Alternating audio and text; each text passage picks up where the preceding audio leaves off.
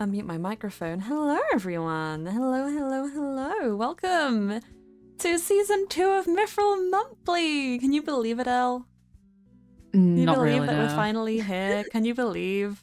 It took us so long. long. It's been so long since I last stepped see my son lost to this monster, to the man behind the slaughter.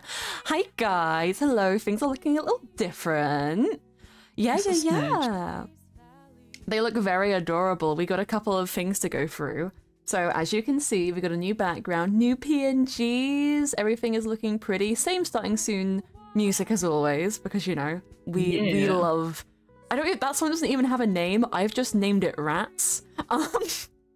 Yeah, it's Rats, and it just gives me Charlie energy. I think it was meant to be Charlie's theme, but I've just named it Rats. So yeah, and then we've got the lovely playlist for all the Mythrill series playing right now in the background. That is Karma portrait in the background. Karma bestie, my beloved. But before we go into all of the lore takedowns and everything, which we're going to be covering everything from September today, because we have so much lore to get through, and I will be honest, I have not finished the catch-ups for October yet. There are so many. I'm getting there though. Life busy. We'll get there. But first, we've got to go through and thank some people. So, first of all, Elle, my special little co-host, thank you for being here today. How are you today, bestie? I'm doing well. If I sound weird, I'm sick, so... That's okay, that's okay. I guess I kind of forgot to do an introduction, because I feel like I should do these considering they're going on the Mythrill account. But yes, hi, I'm Jay, owner of the Mythrill SMP.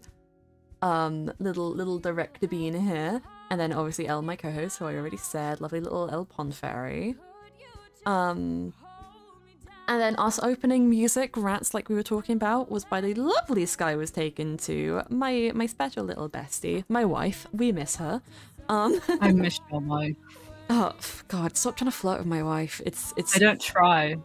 It happens. There's a difference. The joke is stale, Elle. The joke is stale.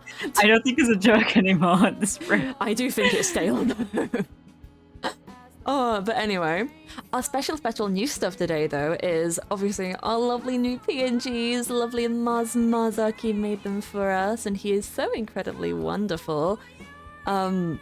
I think they're very, very pretty. My foot's getting cut off by the screen, but that's more to do with the background proportions. So we have fun. It's very fun. It's very fun. And look at you, Elle. You got your new little redesign. Yeah, the best thing is I sit like that, like normally, so like... I kind of sit like this. I just have my legs thrown everywhere. Yeah. Mars art is so wonderful. It's so wonderful and scrumptious and tasty. I do enjoy it. Mars arty. But yeah, it's so lovely. It's so wonderful. Our little guys. I love to see Mars in chat. It's so cute. For real. Sorry, my thoughts have all left me suddenly. Oh yeah, that's what I was gonna say. Elle Pond Fairy, here is the question. Will you ever remain with one design for more than a year? Oh my God. Yeah, I think at this point, yeah, this is the one. Are you sure about that? Yeah, I'm fully, because I'm really happy. I'm really happy. I am glad, because when we met, you had a redhead fox as your avatar, and I mean like bright, like Ariel redhead. Yeah, I still have the art. And then I taught you about ghost mushrooms, and you dyed your hair pink, and then that became your persona. That became my personality. That became your whole personality. Yeah. I had beef with somebody about ghost mushrooms once. Oh no. You had to educate them, I assume. I did. Oh no. And now we have Ginger Elle, which I feel like is your natural state of being, is just being a small ginger. It is. It's one of those that I didn't feel comfortable with my ginger hair for like years, so I feel a lot more comfortable with it. So I think that's what's happened. I see. And yeah, now you're here in all your ginger glory. And we'll see if you can stick with that for the rest of this season of Mythrill Monthly. Oh my god. However long it goes. But I'll stop stalling. We have to say the biggest, most special thank you to the lovely Kaloy, who we commissioned to get this backdrop done. I say we. Elle hadn't seen it till today.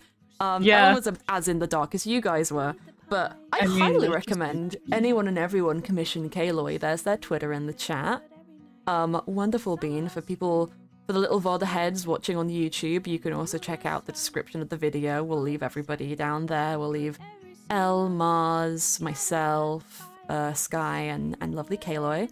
But as you can see, there's a lot of pretty little details. So before we get into the actual like meat and potatoes of today's stream, which is the Mythrill SMP lore recap from September, we're gonna go over just some of the really nice details in this background.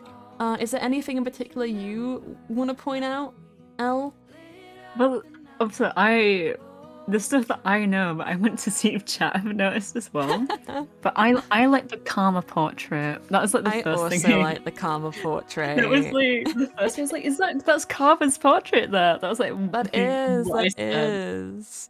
Yeah, I basically gave Kaloy a very long list of details to add to the background, and we decided a Karma portrait would fit wonderfully on the screen. As yes, pretty Karma bestie above my head.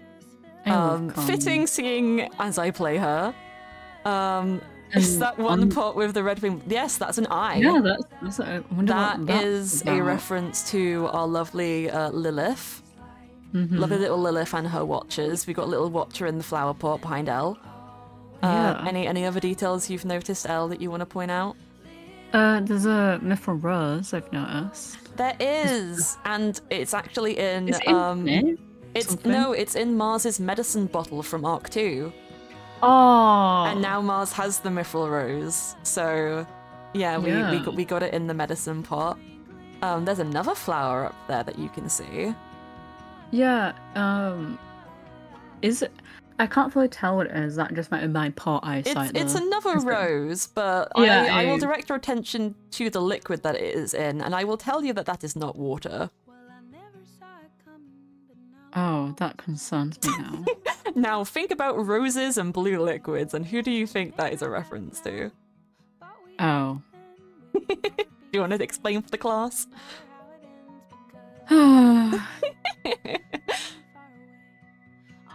It's rose and blue.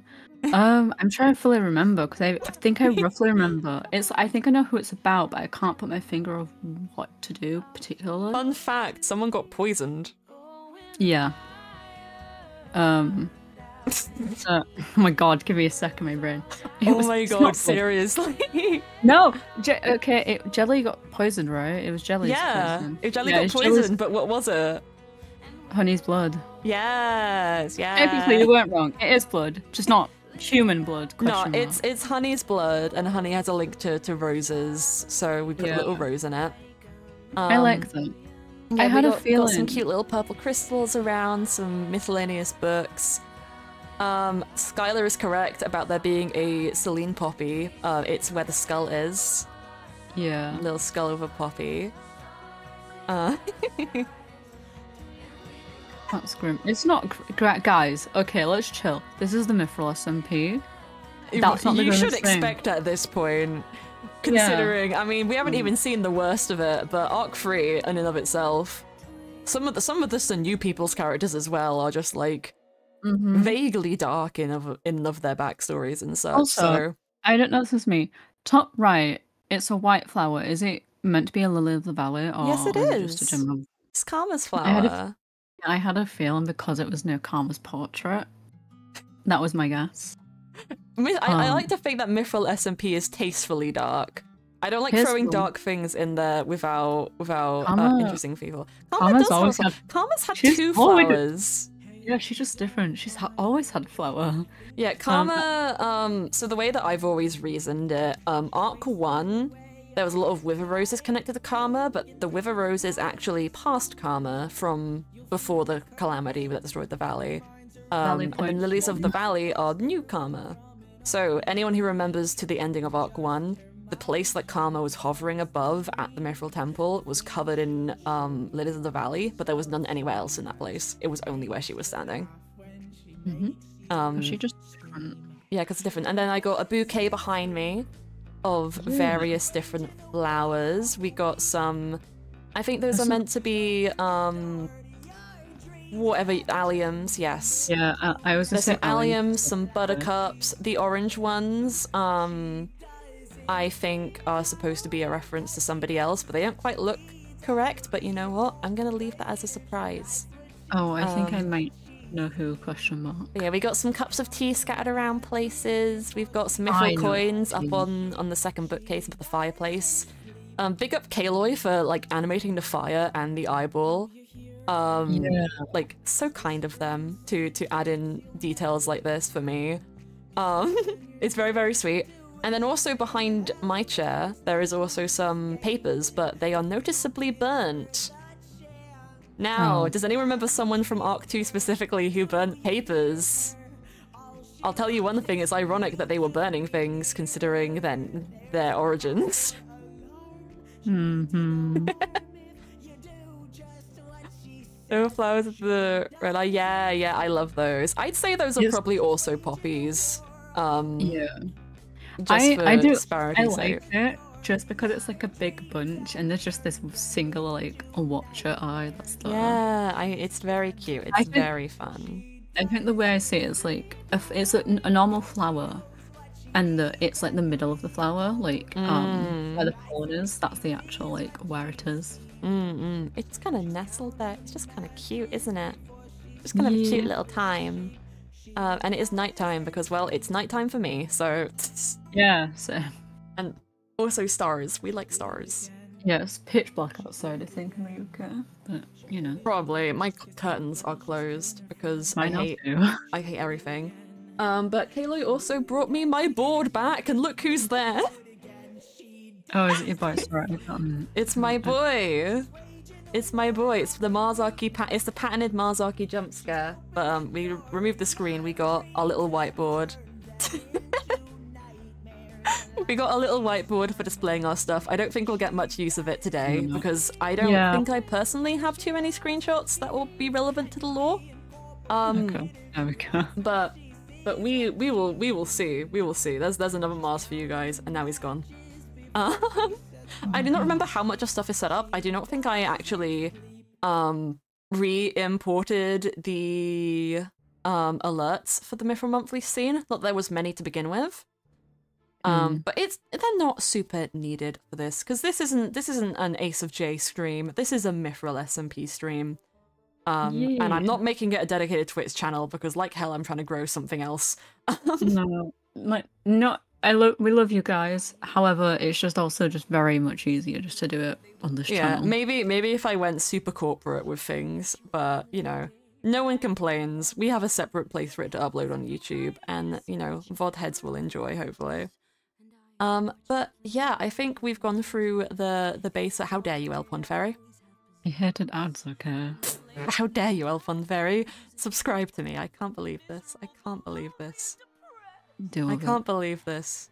I can't. As Poor Unfortunate Souls plays by Adapantsu. How dare you? I wonder whose song that is. I wonder.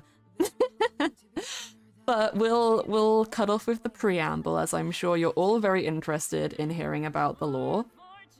So, because due to things going on IRL and in my personal life, and me being a complete control freak with writing these things up, we do not have everything for October finished yet, so today is just going to be September recap for the SMP.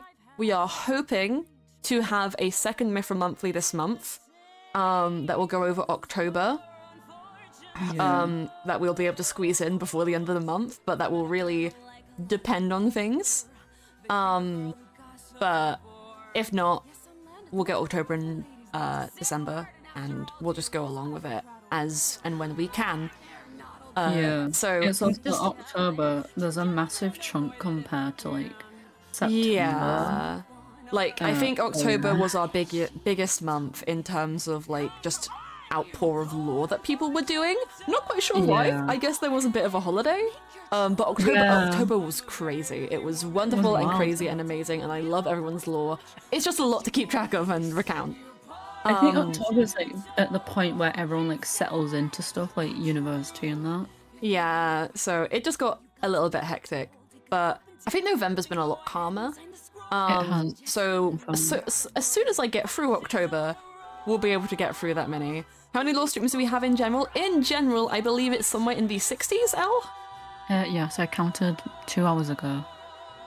What was the exact number, if you remember? 62. 62.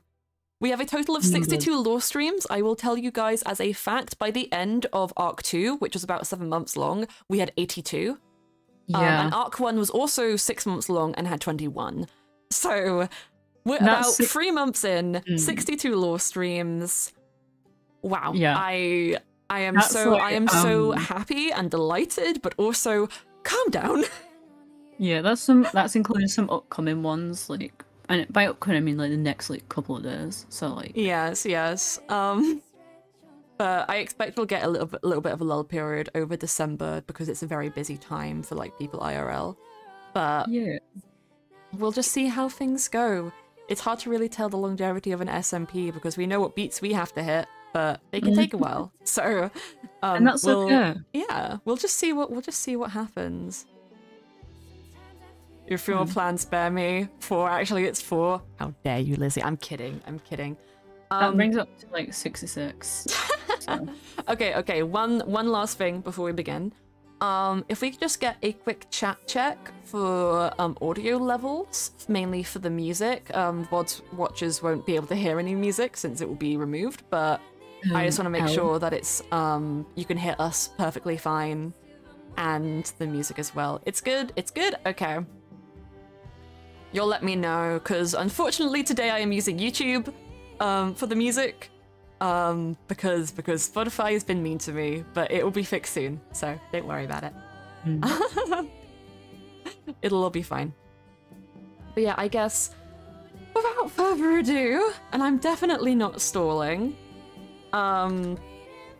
we should get on with the beginning. With the beginning. And for anyone new to how we do the podcast here, basically in our lovely Mythrill SMP Discord, which you can find in the chat right now or in the description of the video for the VOD watchers, we have written up lore catch-ups for all of the lore that has ever happened on the SMP, ever, literally. Some of the stuff from Arc 1 and beforehand is more bullet point notes, but still, there is a recount of everything. And then we have the recap videos and yada yada yada. So this podcast is just us reading those recaps, which I have spent time writing. Me and Elle are more or less going to be taking turns going through this. And yeah, we're going to start with where it begins, which is the beginning, the first stream of Arc 3. Oh boy! I'll say one thing, I'm not stalling. I just like to talk, guys. I like to talk. I like hearing your voice, so it's fine. Shut up. No. No. This perspective was very difficult to write because we had upwards of 6 people involved in the opening stream who I had to recount their parts of. But yeah, I did a hand motion no one could see, so it's fine. Don't worry, I could sense it. I did the sonic thumbs up. It's okay. Yeah. But without further ado, let's recount the beginning. So, weeks have passed since the confrontation on Moonphase Tower. The barrier now surrounds the valley, preventing all from leaving or entering the land. Crystals have sprouted from the ground and destroyed everything in their path, and the looming sense of danger is ever present to all. The sanctuary stands as the only safe haven, completely protected from the god who seeks to harm them all, and we eagerly await the arrival of more residents. But before that, the once beautiful and bustling harbour, now abandoned and corrupted by destructive crystals, looms before a small campsite housing an unsettled hybrid. Izzy awakes from another nightmare, surprised by the Mythrill crystals that suddenly appeared outside, deciding to look for supplies in what's left of the town. As she looks for some source of food, Izzy finds Faizuk, who had been exploring the newly uncovered casino and hidden city in the harbour before heading home. Shocked at seeing the friend she had thought was dead, Izzy takes a long while. It takes a long while for Fizuk to convince Izzy he is really there and alive, believing him to be a ghost. Finally realizing he is indeed alive, Izzy becomes angry, reprimanding Fizuk for leaving her and his sister without saying anything. Fizuk tries to give an explanation, not only about where he's been, but what is happening in the valley, telling Izzy it's dangerous and offering to take her somewhere safe.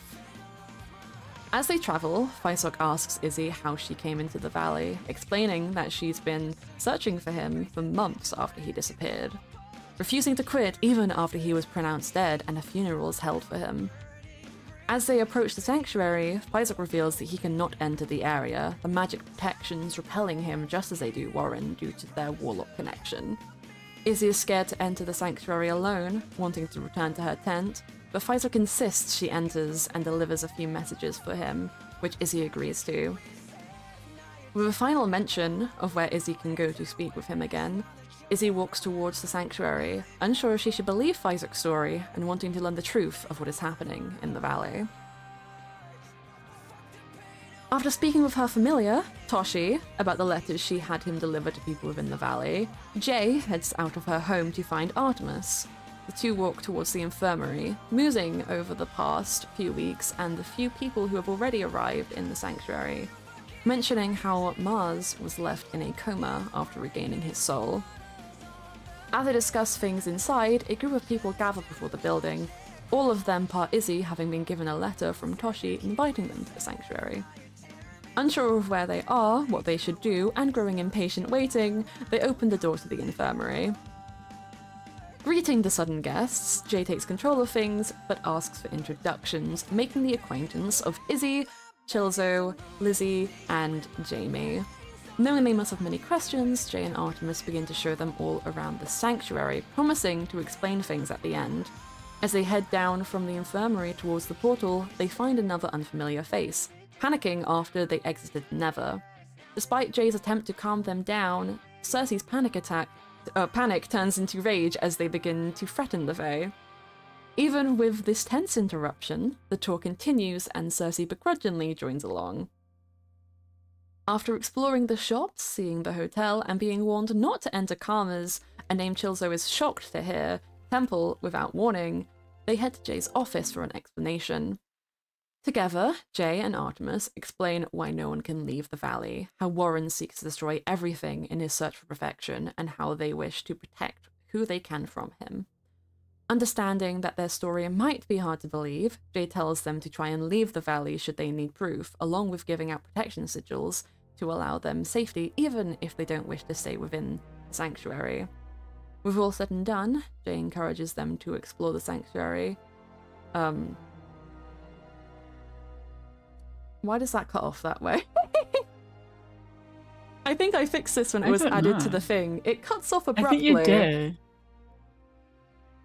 did. With all said and done, Jay encourages them to explore, and they slowly all funnel out of the office. We'll leave it like that.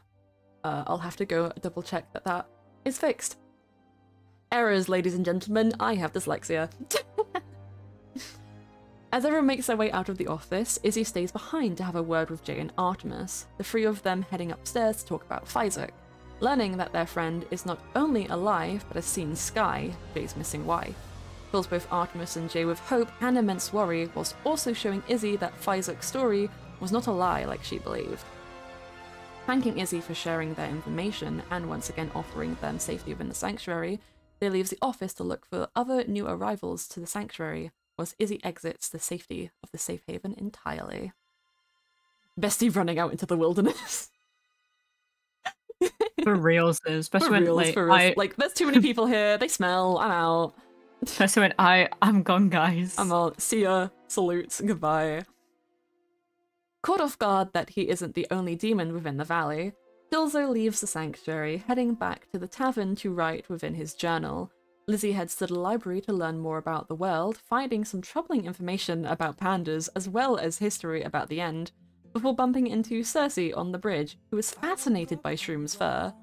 Jamie meets with some of the current residents of the sanctuary, Lilith, Jelly, and Katie, who they hold a pleasant conversation with. After running for 3 days straight from their family, Lyd is confused by the letter they received and wanders their way into the sanctuary, bumping into Katie. The sea elf shows them around and attempts to explain things, but Lyd isn't too receptive to it, bumping into and punching Cersei as they explore. Eventually being found by Jay, she learns what is happening within the valley and why she received the letter, Jay even offering to help Lyd should her family find her. Lyd remembers later why her family insisted on hunting her down. She had the power to transform herself. Seeing as humans are uncommon within the sanctuary, Lyd transforms into a werewolf to better fit in, tiring her out and crashing in someone's attic. Just breaks into a random person's house, as you do. Wonders whose house that was. We'll have to see. Arthea stumbles into the sanctuary with her letter and is met also by Jay, who takes her on a personalized tour of the place before leaving them at the hotel to go speak with Artemis. Deciding to walk around the place some more, Arthea runs into Lilith, who begins talking to them about their dead wife and other mischief till Jay and Artemis arrive to stop their little prank. Lilith takes joy in terrorizing the new people and exploring the sanctuary, just like them,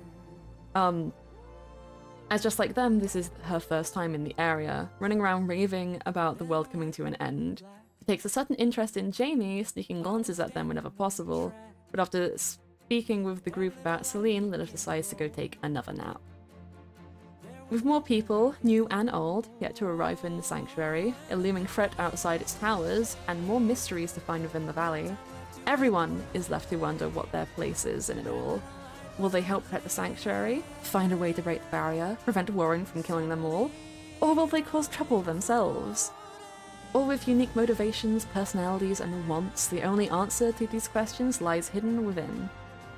With Mythrill and Mystery, Secrets Untold, we all left to wonder what the future holds. Oh my god, that was beautiful. That, my friends, is a reference to the Mythrill SMP card, because that's what I had put for Arc 3 before it started. Yeah. With Mythrill and Mystery, Secrets Untold, we're all left to wonder what the future holds.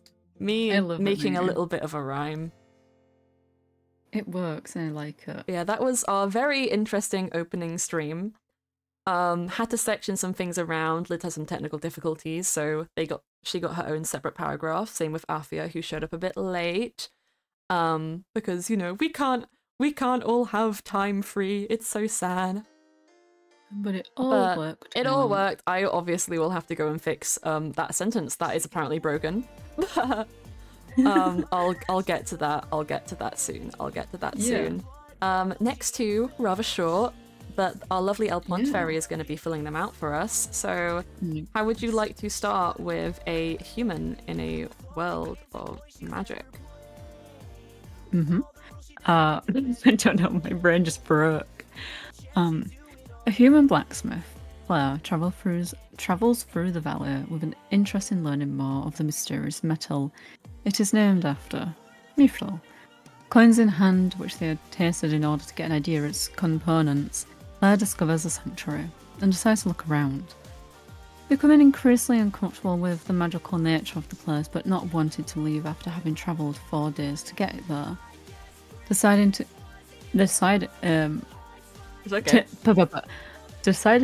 gather some supplies and setting up a home for herself in a neighbouring mountain, beginning to build a fort for herself and wanting to learn all she can about the Mythrill metal. Claire intends to speak with the sanctuary's residents to gain more information, adding more reason to stay near the magical infested area. Nice and simple, but that's Claire. Hooray! A lovely little blacksmith. A lovely little introduction to Claire. A little human. Oh dear, whatever. Those who know what happens in the future, but that will be for another Mythrill Monthly as we move on to A Whole New World. Every time I hear it, all I hear is... A whole new world. That is all I hear. A new fantastic point of view. Which I think's even funnier. Tell us no, or where to go, or say we're only dreaming. I'm gonna get copyright strike by Disney for that. Yeah. Wait, before you start this, not to interrupt the lovely, lovely Queen music. However, It's lovely. I know. I just want the song. I just want the song. I just want the song. What are you trying to get at? Oh. A whole Never new mind. world? Yeah, as soon as, like, I realize. Okay, you can go now. Okay. Taking some time to wander around the sanctuary, Rose comes across a strange new person, Puff. The two introduce themselves and decide to take a walk around together to explore the sanctuary. Getting to know each other better as Puff reveals she was shot down from the sky shortly before they met, damaging her wings, which Rose is very concerned about. As Puff mentions coming across an invisible wall somewhere in the valley, Rose explains to her what exactly is going on and why they can't leave the valley, and the purpose of the sanctuary, as well as telling her about Warren and the demon protecting the sanctuary, Karma. Suggesting Puff speaks with Artemis about her broken wings as they own the infirmary. Rose also mentions Jay might be able to help, although he's still yet to get to know them well. Offering to help Puff in any way he can, Rose continues to walk around with them in the sanctuary, appreciating her kindness and good energy. After a long while of chatting and exploring, the two part ways for the night, but promise to speak again soon. Oh, it's a nice, lovely little one. I had to mute because I was laughing about playing Aladdin in the background. Yeah. See, this is the good thing about this is I don't hear this music because I have it muted because I can't listen to myself. That's so fair. Also, apparently, chat has decided I am a Disney princess and Lizzie is my animal companion. So I think you're like the Disney princess that is so special. You actually become a queen in their movie, just because you're better. Only happens to Elsa. But you're better than her. Just is saying. Elsa even classed as a Disney princess? Yeah, she's classed as a Disney princess. Okay. And yet Giselle isn't. Where are my Giselle lovers at? Oh wait, wait, hold up. I'm a Disney princess? Wait, no, I didn't sign up for this, guys. I didn't know. Hold up. Would you be a Disney princess? I feel like you'd be. I feel like Elle would be the lead character in a Disney Channel show.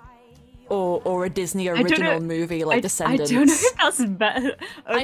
I feel like you'd be the lead in a Descendants-esque Disney original live action movie. You know what? Yeah, honestly, I would not be a Disney princess because I'm a menace. They'd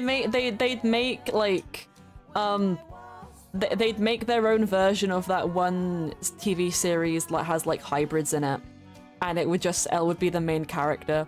They'd make a Monster High, but it's like Animal School and it's live action and it's a decom. But Mythrill, yeah, you can be my animal sidekick. Because you always need one of those. Always need one of those. I don't even know how I'm a Disney princess. I don't understand how that works. Because you're pretty. If that's the only, I mean, actually, that might be the only criteria. Have you seen Snow White? Not a thought behind those eyes. No thought, head empty. No thought, head empty. Okay, let's see what our next thing is. Is this a lesson learned? This is a Katie and Rose one. Mm-hmm. It's Katie and Jamie. Katie and Jamie. Oh, there's a Rose mention. Okay. Yeah, there's a Rose mention. That's very cute because the lessons learned, lessons taught is very similar to a title I have later for one of my streams. Yeah.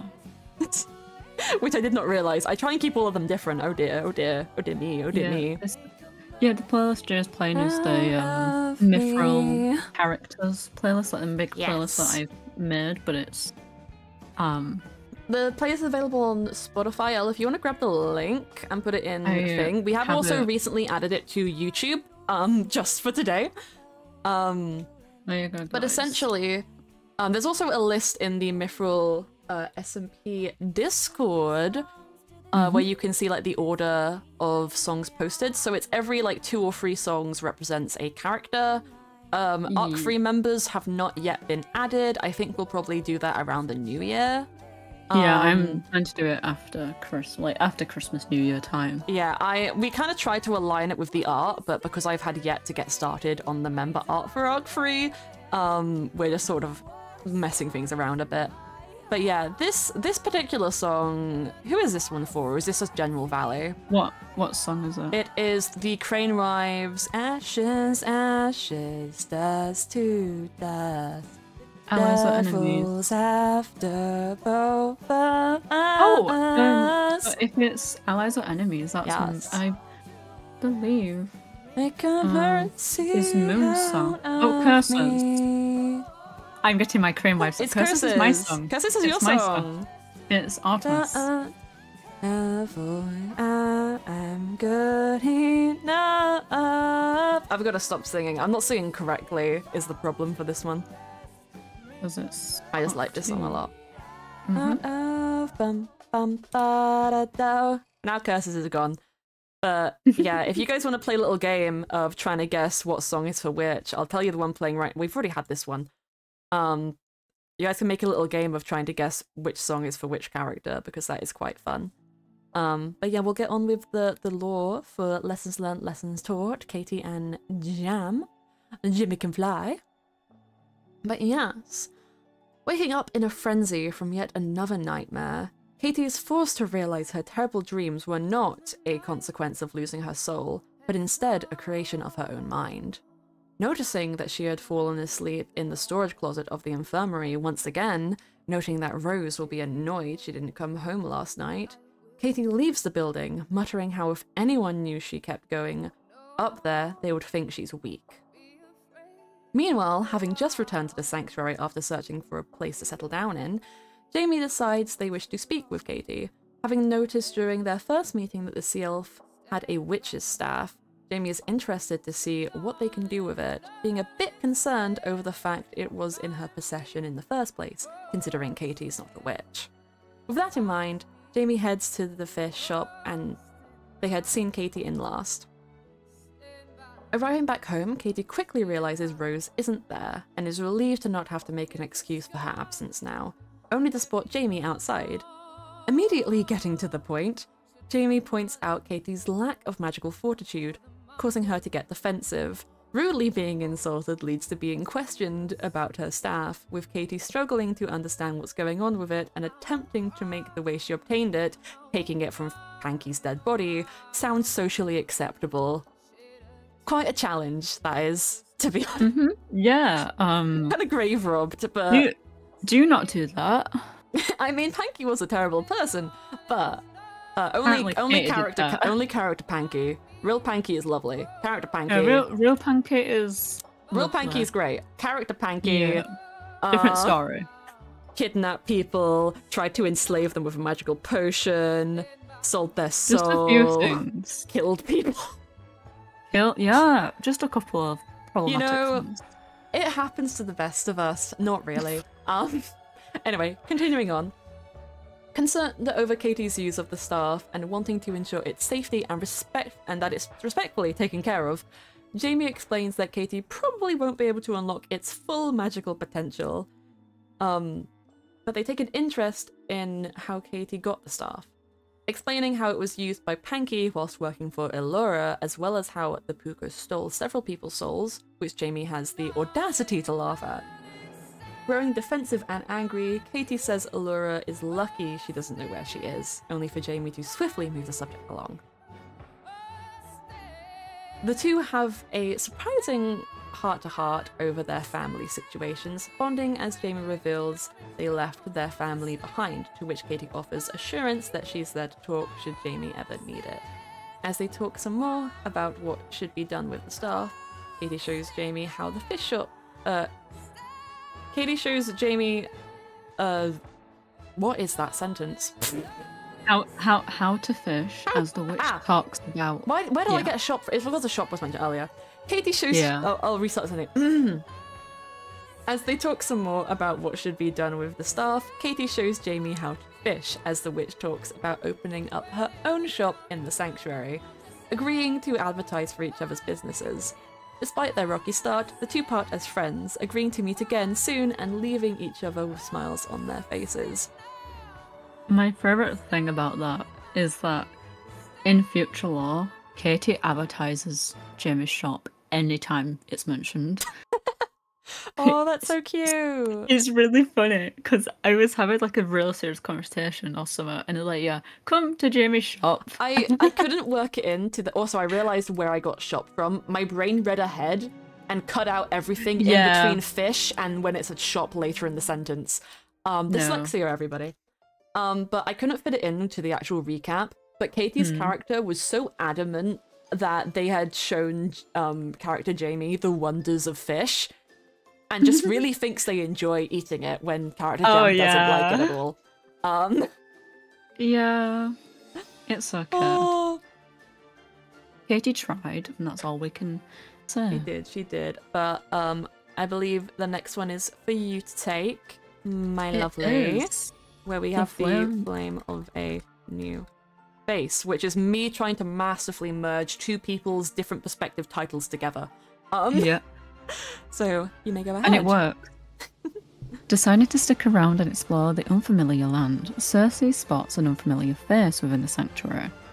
Stalking them from above to see what they're doing, approaching the person, Cersei greets Rose by threatening them with her sword, causing the Veela much distress. Eventually calming down, Rose gets Cersei's name and they walk around for a while. Rose giving Cersei more information about the situation within the valley and telling them about Warren. Learning that Cersei is from the Nether, Rose questions how she could live in such an inhospitable place, leading to the long conversation about the dangers of the Nether and what it was like living there. Trying to familiarise her with the overworld, Rose tries to teach Cersei about water, only for them to fall in and causing them to panic. Cersei decides she hates water and can't understand how Katie, Rose's roommate, can enjoy it so much. Wanting to know more about Cersei's past, Rose inquires, only to learn that she's never had friends and see them as weaknesses. That having attachments in the war-torn Nether wasn't a good idea. She struggles to understand the concept of friendship, turning Rose down when he asks to be her friend. But Cersei does admit she thinks Rose is a nice person. Remembering the scent of roses from her human parents, Cersei has the urge to ask Rose about the flowers and decides not to, unwilling to show weakness even to someone so sweet and naive. After a while of exploring, talking and learning each other's perspectives on life, Rose and Cersei part ways. Before they leave each other, however, Cersei gives Rose a gold ingot, confusing the Veela as she asserts... She asserts... Well, did I write something strangely? No, there's just... she assures him... She assures... she will... It's just my... It's because there's two she's and it's just... Highlight it on the document for me. Highlight it on the document for me. It's perfectly fine. It's just I couldn't read it for a moment. She asserts she will protect. Yeah, my brain just wasn't computing with it. It should probably be she asserts that she will protect. Yeah. So she. I can't. 1 minute. Assert. Oh my god, I can't say it anymore. Maybe start the sentence over. Rewire your brain. It's okay. It's okay. Before they leave each other, however, Cersei gives Rose a gold ingot, confusing the Veela, as she asserts that she will protect them for as long as she can, appreciating Rose's kindness and believing them to be too sweet and innocent for a world full of death. Cersei is determined to not let him die under her watch. Whilst Rose is off put by Cersei, he believes her to be a good person deep down, just incredibly out of her element. They may not yet be friends, at least in Cersei's books, but they end the day with a budding allyship and a mutual understanding of each other. I think the fact you're a bit sick is not helping with this. Yeah. You got your water, take a sip, take a drink. I'm doing that as we speak. I'm about to enable the hydrates so people can force you to drink. No, it was that one sentence after that. I needed water. Remember to stay hydrated. That goes for everybody. Yes, you too. I took a sip of water. I am good. The music video for the song playing right now, which is Run Boy Run, is just this kid being chased by the fucking devil, and then a pirate ship, and then an Ent, and then the Terminator, and then crows, and he's smiling the whole time, and I'm so concerned about this boy. I can't remember. Yeah, I've. Oh, they're not chasing him. He's got a Viking. I don't know what is happening. I don't know what is happening. Yeah, Do I it did again. hydrate Oh, we again. have to drink again. Lizzie demands it. I just did. Oh, that was an interesting one, wasn't it, everybody? You did great. You did great. Oh, and I'm gonna cry because of the song playing. It's Build Me Up, Buttercup. My wife. Oh, my wife. I miss her. I missed you as wife. We're good friends. I miss my wife tales. I miss my wife tales. Anyway, our next law is a magical That's all meeting. I think about when you say that. When you say I miss my wife, it's all I think about is I miss my wife tales. You have engraved it in my brain. One day I will have to do a compilation of all the Sonic references I snuck into this SMP, and then you can all cry. Please. Oh, I've already cried. Problem is, I probably don't remember half of them, is the thing. Oh well, we're going on to a magical meeting, which is an Artemis and Rose stream. Oh my goodness, it's you! Beep your little nose. And Jam? Is Jam also there? Is that one later, or is it this one? No, Jam is in this one. Yeah. Yeah. I should really keep... I usually keep included in these of the title, like the people involved, but then I remove it for when I post it in the Discord. I should probably just keep that. Because of how I structure it in the first paragraph that adds everybody. But semantics. A magical meeting, everybody. Having working in their office for most of the day, Artemis is visited by Rose, who had been wanting to see a familiar face after his recent meetings with newcomers of the Sanctuary. They spend some time catching up, Rose being curious as to how his friend was doing, before deciding to go out for some fresh air. As they head down towards the town, Rose spots someone they find unfamiliar, but who Artemis recognizes as Jamie, and they head towards them to say hello. Being curious after their previous conversation with Katie, Jamie asks for more information about,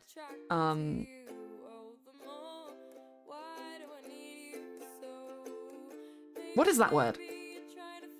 About the deus? About the test. I'm guessing it's meant to be to test, which... Don't know why that would be there. Yeah. We'll just put that down to me busy. This is why people should proofread my stuff, Alpon Perry.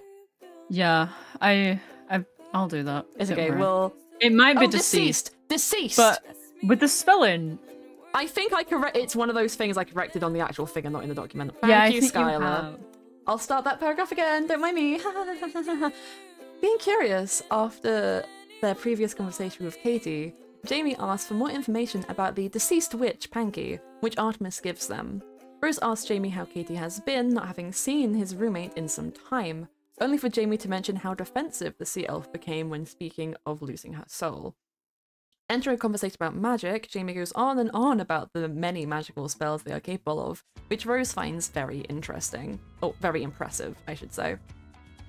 As Jamie speaks of their magical prowess, they lead into talking more of themselves, revealing to Rose and Artemis that they have a family waiting for them beyond the barrier. Artemis mentions her brother, Apollo, who they say are with a group of elves beyond the valley right now, refusing to share his passing with a stranger. Meanwhile, Rose speaks about his lost memory and how, as far as he knows, he has no family.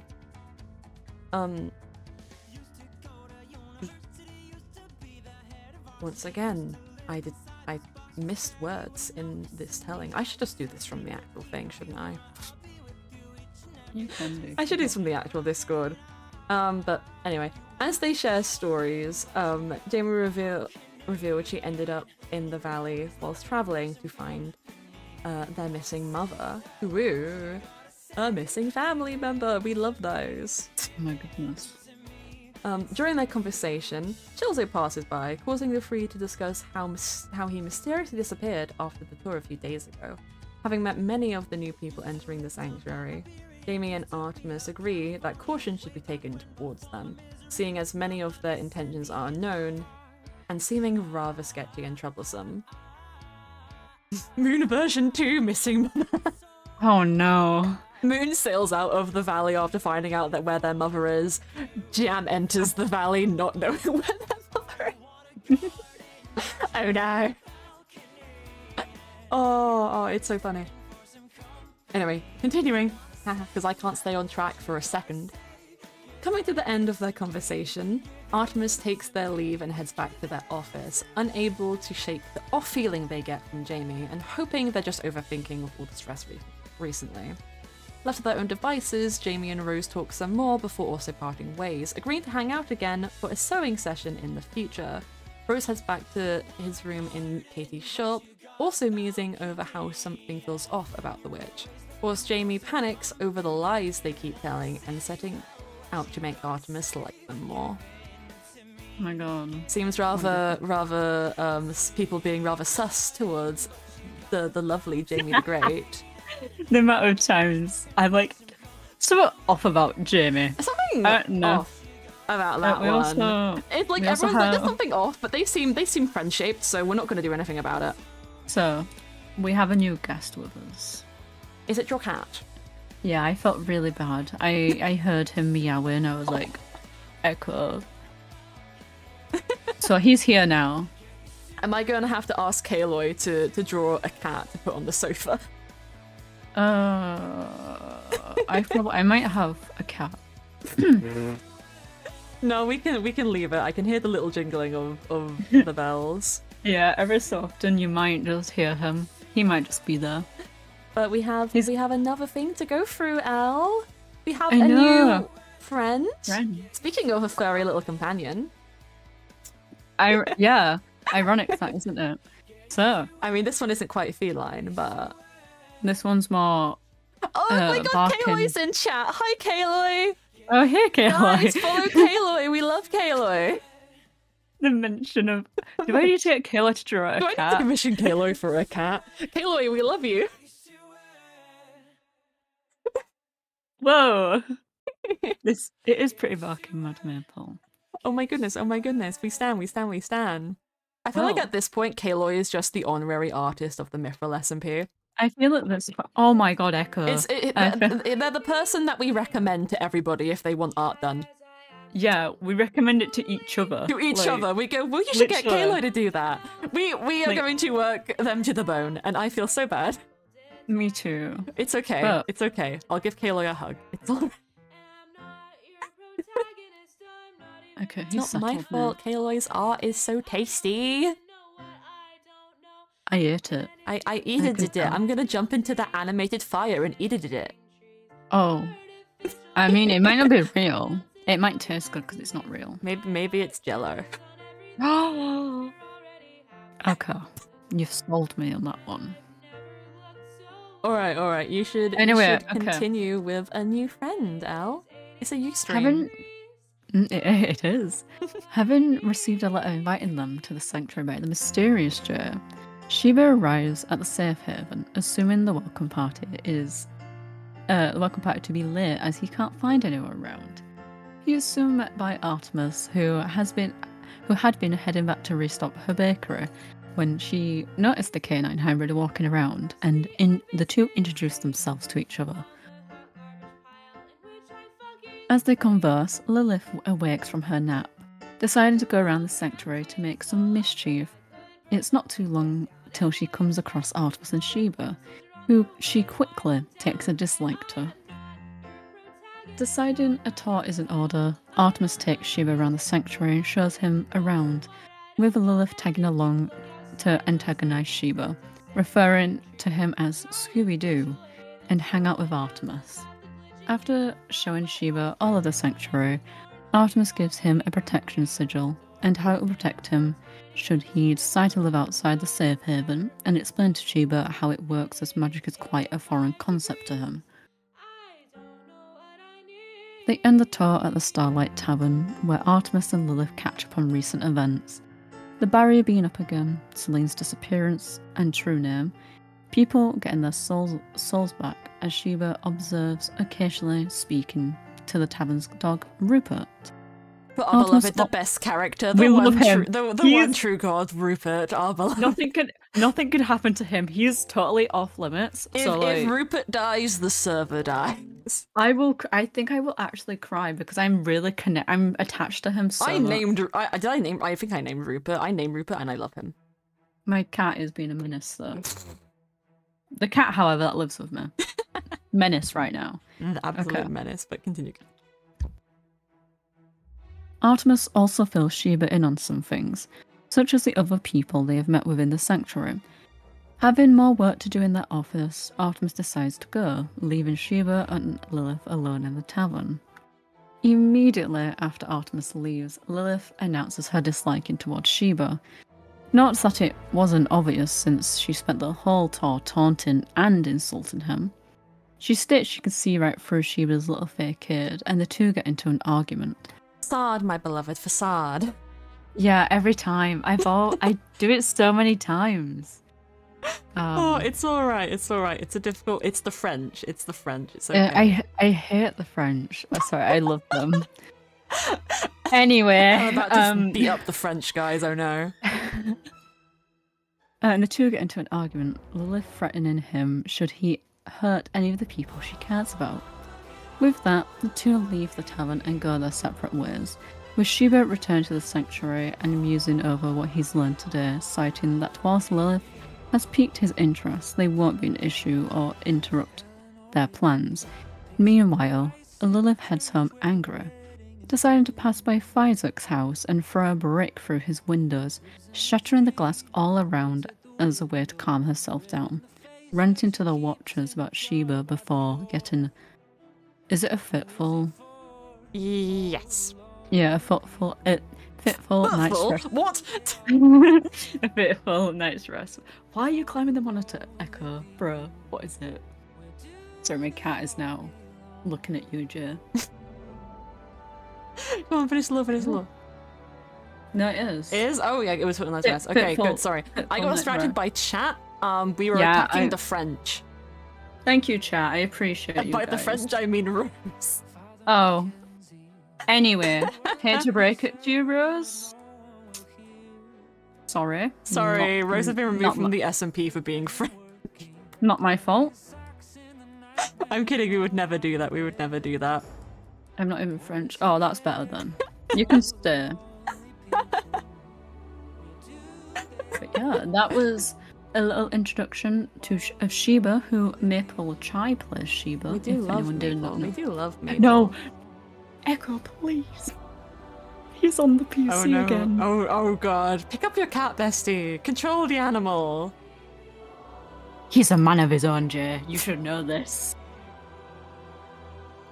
Oh god. Oh jeez. It's okay, guys. I've got him contained now. Right, contained. He's on my lap. Oh my god. Well, the last couple of things that we have are pretty... They're pretty short. They're pretty easy. So we should be able to get through them pretty quickly, and then we can do some cute little chatting with chat about stuff because we like doing that. Not me sending a member a DM, and I'm not gonna say which one. Oh no. You can all be sus. It's a cute thing.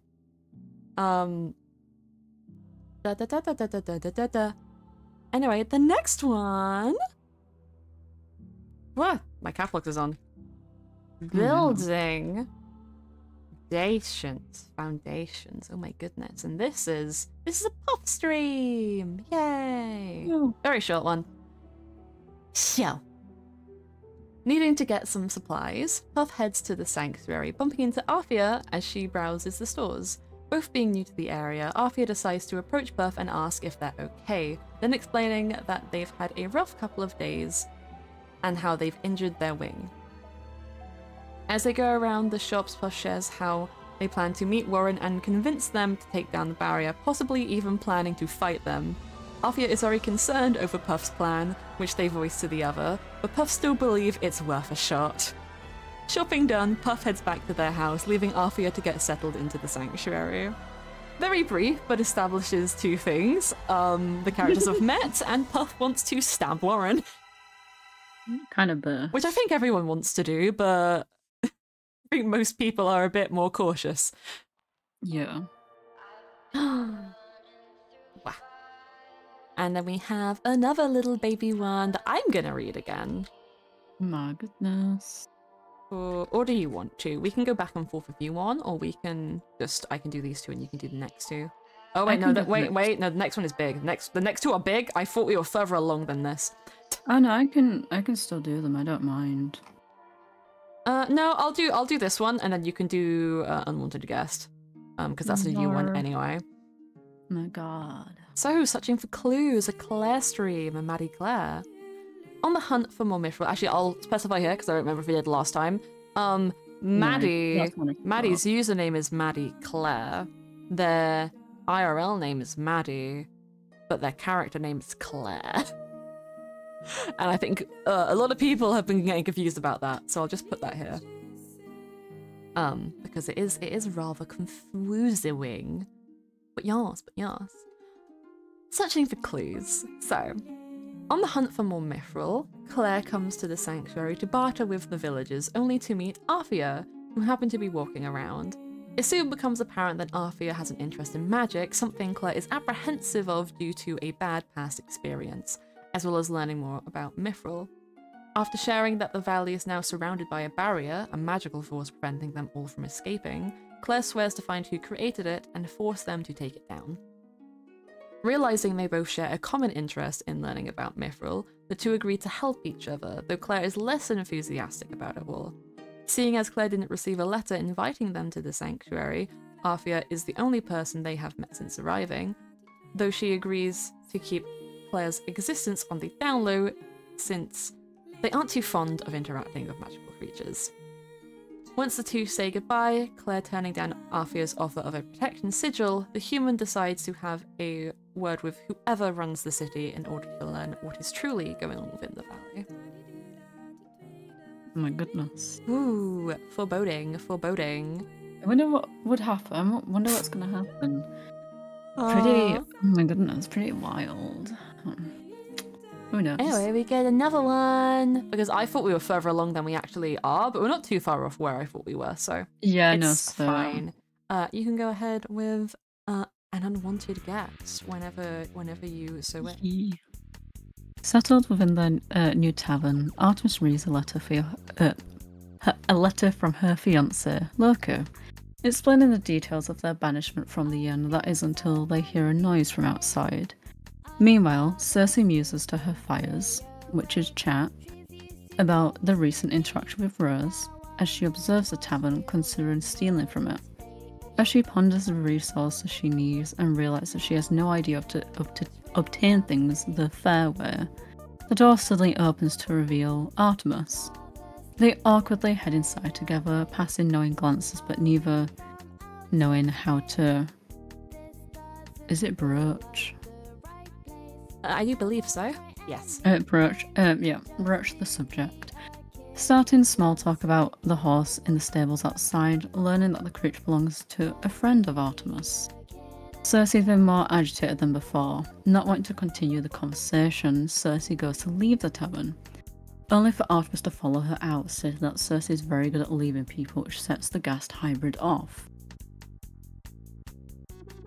Many years ago, the two had met within the Nether, only for Artemis to one day disappear without a word.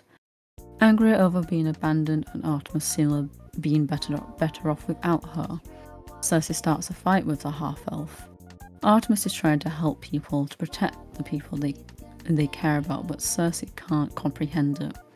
Not after Artemis left, not as she acts like their time in the Nether didn't happen, not as she lives happily with people who care, as if Cersei never did, even though Artemis insists she did indeed leave a letter when she left.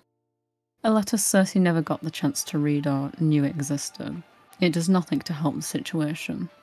Desperate for Cersei to calm down and listen to her, Artemis hits the Ghast hybrid, but it only worsens her hysterics. After everything, Cersei says Artemis has no right to call her family, and walks off, only to come crawling back to the tavern with questions. She changes the subject, wanting to know more about the valley and the god trapping them there, which Artemis elaborates on. Not wanting to fight anymore, Artemis asks for Cersei's help in protecting the people of the sanctuary. There are very few people trained in combat and very few people with the drive or experience to help secure the safe haven or even pose a threat to Warren, but Artemis knows Cersei is capable. Even after all their time apart, Artemis still sees Cersei as trustworthy. Despite her aggression and tendency to point swords at people, it's something Cersei can agree on. The blatant weakness of others within the sanctuary, bringing up Rose as an example, which only works to anger Artemis. Eventually, Cersei agrees to help protect people and find a way to stop Warren, dancing on the bar table as she does, which Artemis threatens to take her arm off. Cersei makes the point that she's not agreeing to help for Artemis' sake, and the half-elf states she isn't just asking because of their past, but because the people she cares about need protecting, including Cersei is one of those people. Adamant that Artemis is talking shit about caring for her, Cersei says as much. Artemis citing Cersei's lack of knowledge on her as a rebuttal, pointing out despite their past, Cersei doesn't know her anymore. So much has changed since they last met, a brief encounter as Artemis suggests, and the half-elf explains exactly what they have been through since coming to the valley. Allura stealing their face, losing their brother, watching the people they care for have their souls taken away, learning she can never go home, all in an effort to make Cersei understand. Artemis apologises for leaving Cersei, wishes she could go back and change things, but she can only regret it now. Finally calming down, Cersei once more agrees to help, once again working with Artemis, like the sword and the shield they were before, but she makes no promises to stay once they're free. She doesn't forgive Artemis, nowhere near, but she'll help them. Now determined to take the prick down, as Cersei puts it, she states that together they are guaranteed to win, mocking Warren as she goes on. She apologises for what happened to Apollo, nothing more, and she states one last time that is the last thing she will ever do for Artemis. From there, the conversation lightens, speaking about some of the other new people in Sanctuary and Artemis's close relationship with Jay. Cersei making fun of the letters she sent out to people, with more words on Warren. Artemis assures she will not be returning to the end of the oddities of the overworld and the strange and the potential untrustworthy new people. The two go separate ways. Now alone, Cersei breaks down, not having been ready to see Artemis again. She's so different from how she remembers her. More passive, more despondent. Yeah, it's... Yeah. I forget the direct definition, but... That's not good. It's a little bit like... unemotional. Or like unreactive, I guess. Oh, good. It's too much for her to bear. Despite her agreement to help stop Warren and protect the sanctuary, Cersei can't help but wonder if she'll die in service to someone who never really loved her in the first place. Meanwhile, back at the infirmary, Artemis wishes Cersei didn't hurt her so much. Her first friend, the first person she considered a friend since leaving the end, barely wants to do anything with her. All they can do now is work together, a sword and a shield, until they're free. Yeah, I think it got a little bit messy with that one. That's so good. But I think it's really supposed to just portray that these characters who met a long time ago are in very different situations now. Maybe don't know each other as well as they once thought. It's quite interesting. Quite interesting. Realsies. Yeah. I think it's also like interesting perspective sort of thing. Like it's like a big real life thing is like one person's actions towards another person can leave an imprint in their mind that is completely different to what that person intends or really realizes the impact of. So I find it really compelling. I find it really compelling. Yeah. I'm gonna drink water now. You drink a lot of water, because that was a big wordy one. I do apologize. Yeah. There were just a lot of details in that stream. I'm having to work with one hand now because my cat's taken it. Yas. Blah. We move on to a page of woe, which is a mere little Katie Go burst stream. Oh my goodness. And now I have to hydrate. Thanks, Ash. Delicious. Delicious. Oh no, Katie Goober. Oh no. That's what made me sad. Anyway, a page of woe. Waking from another nightmare, this time of her parents hurting her, Katie refuses to believe they could have done something like that. Her parents loved her. Why would they ever hurt her? She assures herself it isn't real and just a wicked nightmare. Decides to go next door to the tea house to get a drink, wanting to calm her nerves. Meanwhile, Jay walks out of the infirmary, having just been to visit Mars. Needing to cure her current headache as well as check stock, she heads to the tea house as well, bumping into Katie. Stumbling over her words, Katie attempts to leave, only for Jay to stop her, deciding they should have some tea and catch up. Sitting down, the two enter a conversation. Jay asks how Katie has been, as they haven't had much time to talk since they arrived within the sanctuary, to which Katie lies by saying she's been perfectly fine. When Katie turns the tables on Jay asking how the Fae is, she admits to having a lot on her plate and even shares about the headache plaguing her. Despite this, she's doing her best to keep everyone safe and find a way to stop Warren. Realizing she was carrying the Sea-Elf book on her, Katie returns the book to Jay, recounting how she got her hands on it and what Mars had done. Realizing Katie cannot return home ever again after reading the book, seeing as any citizen of the Sea-Elf Kingdom who leaves will be executed should they return, Jay feels incredibly bad for Katie, not offering her pity but instead comfort, something Katie appreciates. Knowing she wouldn't want anyone else knowing or prodding with uncomfortable questions, Jay agrees to remove the final page of the book before placing it within the library, wanting to ensure Katie's comfort whilst not depriving people of knowledge. Moving to more light-hearted topics, the two discuss some of the new residents around the sanctuary, bringing up Katie's recent encounter with Jam and their interest in Panky's staff, which she had taken.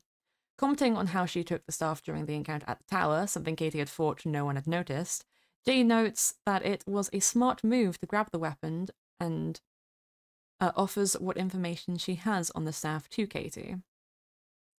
Despite arriving at the sanctuary at the same time, Jay still has yet to have a proper introduction to Rose, prompting her to ask Katie how her roommate's doing. Having not been home a lot, Katie guesses that Rose is alright and is quick to brush off Jay's prodding as to why she's been away, not wanting to reveal the reason. Regardless of Katie's dismissal of the topic, Jay shares her worry over Rose and hopes the Vealer is doing alright, realizing that their first meeting was at Moonface Tower, stating how dramatic of a situation it was to see each other in. Yeah, me and Rose had not had a lore encounter before the final stream. That was my favourite thing. The first encounter of, like, Rose on the server was Rose falling off a cliff. And your first meeting, that was my first meeting with Rose. Your first meeting was the Moonface Tower, which was even funnier. My first meeting with Rose was at the end of Arc 2. Our characters have never crossed paths before then. I don't know how. I don't know, but I think we just didn't have, like, a lot of reason to chat with each other, like in lore. You knew, we talked outside of lore a lot. It was just in lore. Yeah, the best thing is it was like you would, like, in character you heard a lot about Rose as well, so you knew who Rose was. Everyone talked to Character J about Rose, but you never got to meet her. But yeah. Oh, anyway, continuing on. Rose is just too good for me to ever see. Rose is just beyond my comprehension, apparently. My throat. Anyway, continuing. Now on the topic of the tower, Jay is interested in how Katie has been feeling since having her soul returned, prompting Katie to express her immense dislike towards Allura and how glad she is that the that the puka hasn't been seen since. Who knows what she would do should she see them again? Seeing as Faizuk had been sighted recently, Jay muses that Allura must still be out there somewhere, as the two disappeared with Warren at the same time. They ponder together on where Allura could be now, but Katie is resolute that she doesn't want to know anything about them. But Jay is interested in finding Allura to ensure she doesn't hurt anyone anymore. Knowing the deceptive nature of her deal with Allura, Katie wonders if the Puka knew all along that she could never go home, but Jay doubts even she would have that information. She can't tell if Allura purposefully twisted her words or genuinely made Katie a false promise, unsure how similar Pukas are to Fae in the lying department. But she supposes that there's no point pondering over it now. There are much more pressing matters to deal with than Allura, with Warren's threats and the valley completely sealed off. The future holds much to be worried over, more than a Puka who no one has seen in weeks.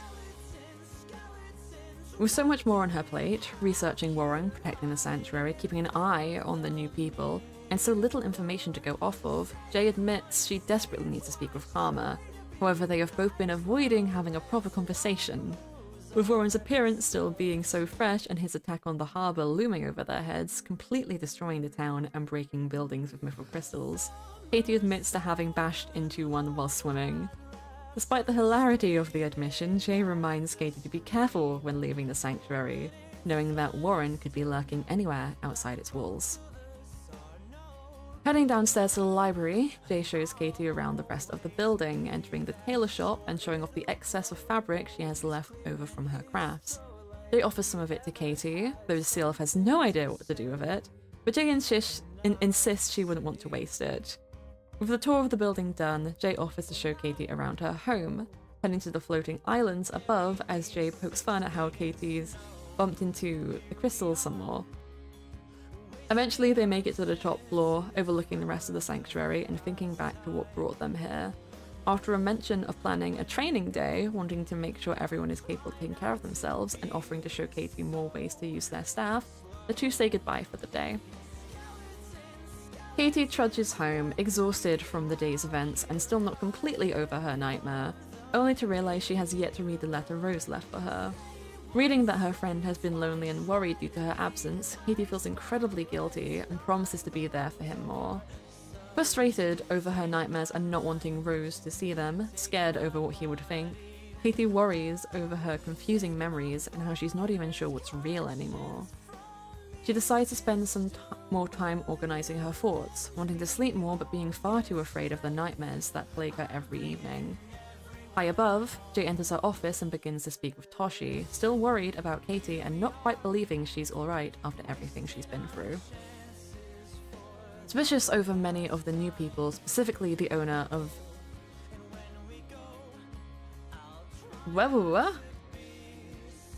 Especially the owner of the new persons. The new building. Ah, okay, sorry, I had to figure out who that was referencing. Suspicious over many of the new people, especially the owner of the new building on the neighbouring mountain. They discusses having a word with a few of them in order to determine their intentions. Still worried over Bean's lack of response to her letters, Jane knows she should pay the deer hybrid a visit as well as have a look around the destroyed harbour some more. But she can't stomach it. Feeling guilty over rebuilding the place to begin with, and worrying over if things would have been different if she hadn't, Jade tries to assure herself things will be fine in the end. She's at least happy that they have the sanctuary. With a final musing over her soulmate, Sky, who she recently learned was still alive, they can't help but wonder if they were really soulmates in the first place, or just forced together by an uncaring universe. But who is she to question the universe? The same person who questions God. I love that. That's my favourite one. I love it. Like, those last bits are my favourite. I think I read them with like the worst inflection I could possibly have for that drama, but no, I love them. The song also ended in like perfect synchronization with that, so like character J is going through it, guys, and character Katie is also going through it. Every character is going through it. Everyone's going through it. Who isn't going through it? Who's having a love time? Who is having a cash money time? I think, okay. I mean, Honey's in blissful ignorance. Yeah. That's as close to it as we can get. I'm sure Character Jam is fine, sure. Lizzie's okay-ish. Like... Lizzie's been banished from their dimension. No, I mean, but apart from that... I mean, I think Bean's... Okay, actually, no, Bean's not. Since the end of Arc 2, Bean just lost their only friend, Bean's lost their best friend, who was a mechanical heart, but still, like...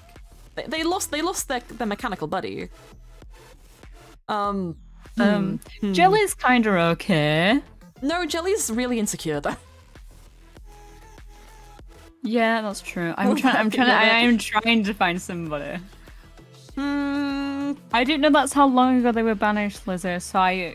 Chris Chilzer has... No, Chris Chilzer's not doing a hot... No, there is nobody. Warren himself. Warren. I think I'm... Okay, Maz, you live like that, okay. You're a few streams away from mental breakdown, bub. Rose isn't fine. Lid isn't fine. Offie's fine. For now. Yeah. For now, Offie's fine. Currently. Okay, we found one. We found a singular one. Offia is currently not okay.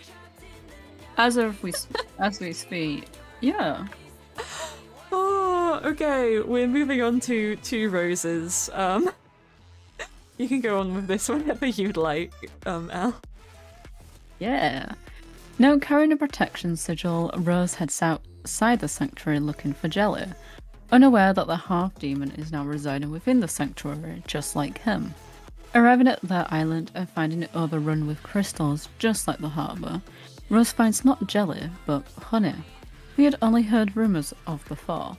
Having been hiding in the Mythrill temple for the past month or so, after the Gashers appeared on the island, Honey decided to return home after realising no one's been looking for her, carrying her new diary as she encounters Rose.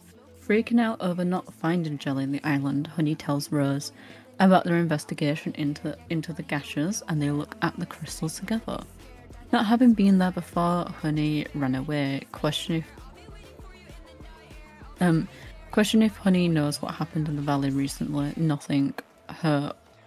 Noting her obvious confusion, Rose decides to explain things and he takes Honey to the sanctuary. As Rose speaks about Warren and how he's preventing them all from leaving the valley, Honey can't quite catch his name. It slips from her mind like going through a sieve. Regardless, as she understands the need for caution and decides to look into getting herself a protection sigil, as Rose suggests, noting that the sanctuary protects them, but they are valuable outside of it. After exploring around and Honey sharing a bit about herself, how she was once a statue and couldn't leave the valley, even before the barriers surrounded the place, the two adventure the harbour to show Honey the full extent of Warren's destruction. Seeing all the cornflowers around the place, Honey muses over how there are none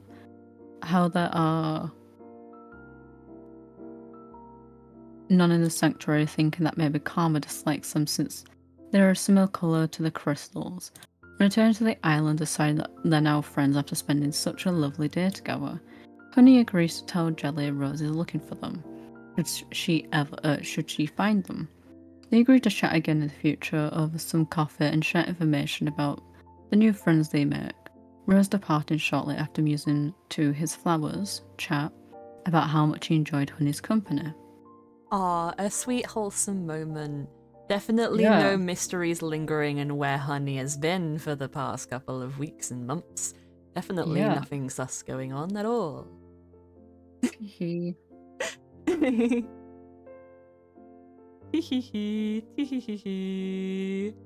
it plays. Oh my god, it's synced. Oh my god, when the music playing syncs with someone else's music who is watching, that's cute. I think for these last few, we'll go back and forth, because they're quite short. Yeah, they are. They are, and we enjoy that. And a rose is the next one. I wonder who this is about. I wonder. Anyway, I will go ahead. Having previously promised to do some sewing with Jamie, Rose goes looking for them at their new shop, having found some fabric laying around and wanting to use it. Heading to Rose's old home within the harbour, now protected from the surrounding destruction by a sigil, Jamie is given a short tour of the place before the two of them settle down to start sewing. As they work, they enter a conversation about each other's families, Jamie talking about their younger siblings, whilst Rose admits he isn't quite sure how humans normally live, being quite old himself and not remembering anything about his own family. Obviously sad over not being able to see their family, Rose attempts to lighten the mood by asking Jamie to show him some magic, having not properly seen it up close before, which Jamie hesitantly agrees to. Heading outside, Jamie conjures an illusion of a flower, tricking Rose into thinking they grew it from nothing. Amazed by Jamie's abilities, Rose asks if there would be any way for him to learn magic, which Jamie doesn't quite have an answer for. They return to the sanctuary together before saying goodbye, Rose promising to teach Jamie more about plants the next time they meet, whilst Jamie returns to the roof of their shop, delighted that their illusion was convincing but feeling awful for deceiving their friend. Oh, that's sad. Imagine. It's so cute. Imagine deceiving your friends on the Mythrill SMP. A little illusionist. Actually, that reminds me. I have something cute I can talk about after we're done with this, which I haven't actually told people. Oh, okay. The next one though is a library in town. Me hoping I spelled library correct. When the librarian can't spell library, you know that everything is ruined. Go ahead, Al. Okay. Settled within her mountain, Claire speaks of her disdain for magical beings or people from high class, revealing that her parents were adept magic users. It's because of that magic that one of them died. Venturing into town, sensing the vile magical energy around her, Claire enters the library warily. Learning of Mythrill's mystical origins makes Claire feel immense disdain for the metal. Searching through the library and learning more of the history of the valley as well as the book on races within the world, becoming more and more unsettled about the land she finds herself in. Discovering several strange codes in the back of the library books, Claire attempts to decode them. Interested in what they say, after finding the books on demonology and magic, Claire rushes out of the library. Overwhelmed and with things feeling very, very wrong. Despite the disturbing information she discovered, Claire leaves more determined than ever to get to the bottom of what is happening, wanting nothing more than to return home, no matter of the cost.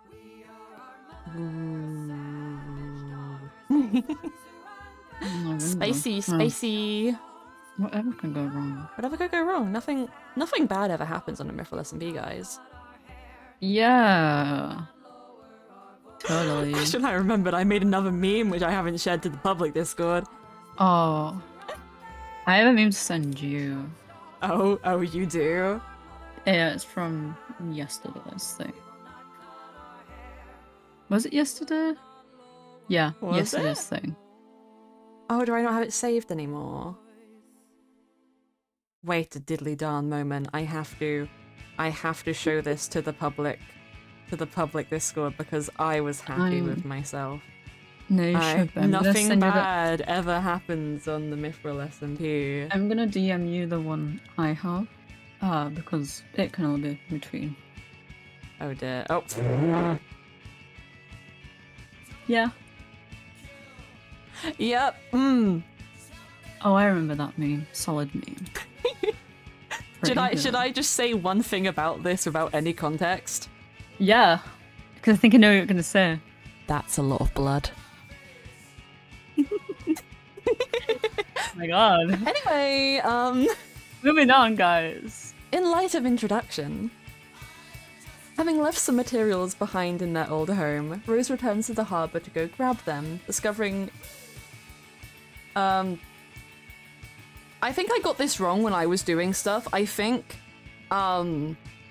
Lid was in the attic of Katie and Rose's place in the sanctuary. No, they were in the old place. House. The old house. Okay, yes. I was correct. For some reason I thought I wasn't when I wrote that.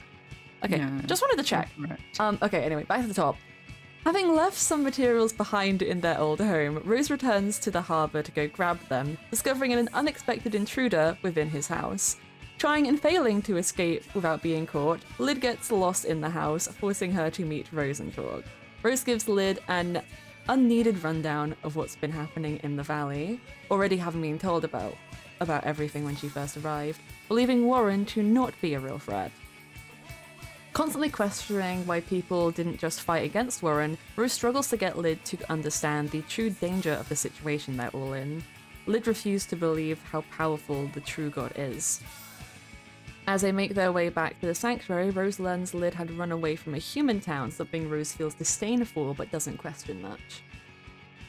Noting how little protection the sanctuary has, being unable to see the magic all around protecting them, Lid attempts to give Rose a little combat lesson. However, Rose shows little interest or want to learn how to fight, having an aversion to violence even if it means protecting himself. Deciding to tour around the sanctuary some more, Rose offers Lid a place to stay, seeing that they have nowhere to go. Accepting the generous offer, Rose even agreeing to allow Lid to come to their new home once it's built, Lid crashes on their bed whilst Rose returns to the harbour once more to collect the materials he left behind. Oh, what a beautiful one. What a cute little start to a cute little friendship that nothing bad will ever happen in. Nothing bad happens to friendship. Nothing bad ever happens on a Mythrill SMP, but a chance meeting is about to occur and Ella's going to read it. Yeah. Whilst investigating the sanctuary some more, Claire runs into Cersei, who she immediately dislikes for their obvious magical abilities. Thinking that Claire is off-put by her nether origins, Cersei is immediately set off, constantly hating Claire for being so needlessly rude and standoffish. As they go back and forth with questions, Cersei tells Claire what she knows about Warren and his involvement with the barrier, which Claire refuses to believe, declaring that she'll be having some words with the people running the sanctuary. Cersei threatens Claire, saying that if anyone is harmed within the sanctuary, she will have her head, especially if it's Artemis's. They end things are more is it amicable? Amicable, yes. Amicable terms. Claire offering her smithing expertise so long as Cersei doesn't kill her in her sleep. But even still, to the disdain they feel for each other lingers long after they part ways. You can see there I'm trying to figure out how to end conversations about just two people leaving. Mm-hmm. Because I keep going part ways, separate ways. No, yeah. Because I am a one-trick pony. The two bugger off from each other. The two fuck off. Literally. But yeah, that is all of the lore from September. Slay away. Sorry, that's a good. And they sashay away. Next, Katie, when you've got to do it, you've got to put they slay away. The two exit the crime scene. But that was from September. So that was our September recap. Hopefully we'll be able to get October in before the end of the month, but that really comes down to how quickly I can get a total of 20 lore streams written and collected in that time. I'll catch up eventually. Sashay away. Sorry. Sashay away. September. But we can probably spend a little bit of time just hanging out with chat and talking about things. If anybody, I know we have a lot of members in the chat right now, so if anybody wants to just, you know, ask things about stuff that's going on in the server in the future, or if regular viewers just want to poke and prod at some of the things going on today, want clarification on stuff, then people feel free. We'll just muse or whatever. Feel free to ask. PNGtuber has a question. Why is it so sad? You wrote to this, Katie. You have nothing to say. End of conversation. When the server started, I said, let's have an epic story of discovering a forgotten land that ends with like a near like civil war, like Avengers Civil War situation. And then we did that, and then everyone else added in their own extra sadness to it. So, my bad, guys. Blame yourselves. Oh, you say this like I'm upset about that. I'm live left living right now. Why is Shiva a good dog? Because Floofy is. Floofy is and Floofy ears and Floofy tail. Okay, this is like one thing I like is that I don't know if it's we've got like an influx of like animal like character or animalistic character. And I do like that. Yeah, I like. You also said you had something to share. Oh yeah. Well, I can only share it legally if Jam is in the chat. Jam had to leave. Oh, well then I can't tell anybody. Oh, is it? It's nothing to do with Jam. Jam doesn't know what it is. But it's to do with Jam, and I want them to know. But I'm not saying it otherwise. Jam, wait, hold up. So you've all been cursed since Jam. No, I'm not saying unless Jam is here. I'm being tricksy. But you know what you guys can have? You can have a Marsarcy. See, the reason that my character is a Fae and a lot of my characters are like Fae adjacent is because I am just a little tricksy little lad. I feel like I have a lot of those qualities, so I just go with it. But I like a lot of the inhuman characters showing up, because having a human character can be really interesting depending on how you play it. But I'm a massive fan of fantasy. No, me too. And exploring like the different avenues that can really like go down, and different attributes that can really lead to. I wonder if I can make a dog adjacent. Me too. I wonder. I'm only human. And I bleed when I fall down, only human. And I crash and I break down, the words in my head, knives in my heart. You build me up and then I fall apart, only human. Why wouldn't you be on screen, Mars? My god, Jam's here. Jam! Hi, Jam! Hey, Jam. You called Jam here just so I could say the thing, didn't you? I did, yeah. I was like, Jam, please. Okay, I guess I have to. So, fun thing, since like Arc 2, sometimes I get this thing called music brain, and since Arc 2, I've been periodically coming up with songs for members. Like Karma has a song, Warren has a song, and they have lyrics, not backing tracks, but I know what the backing tracks would sound like in my head, but I just can't make them. But Warren has a song, Karma has a song, Celine has a song, or Illora has a song. I have a song. Mars has a song, which I gave to him for his birthday. Mars is a cute character song. Artemis, you have a song. Oh, weird. And it's very edgy. Yeah, I'm not surprised. It's called Nothing. I need to hear this. I haven't recorded it. But the fun part is, Jam also has a song. It's called Fuel the Illusion, and it's one of my favorites. So yeah, Jam is currently the only Arc 3 member who has a song, simply because I had the inspiration for it while I was on a walk. You do, Jam. I came up with a character Jam song. That's why you need to be here, Jam. I tried to come up with a character Katie song, did not work. But next time I have music brain, I'm trying again. I'm so intrigued to what you've got for Artemis. Oh god, it's edgy, and I'll tell you one thing, the way that I imagine it, it's like the same singer throughout all of it, but there's one part which would be Loki. I'm gonna cry. Oh, this is payback for me making people cry. Oh, I would sing a bit of it, but I'd feel really embarrassed.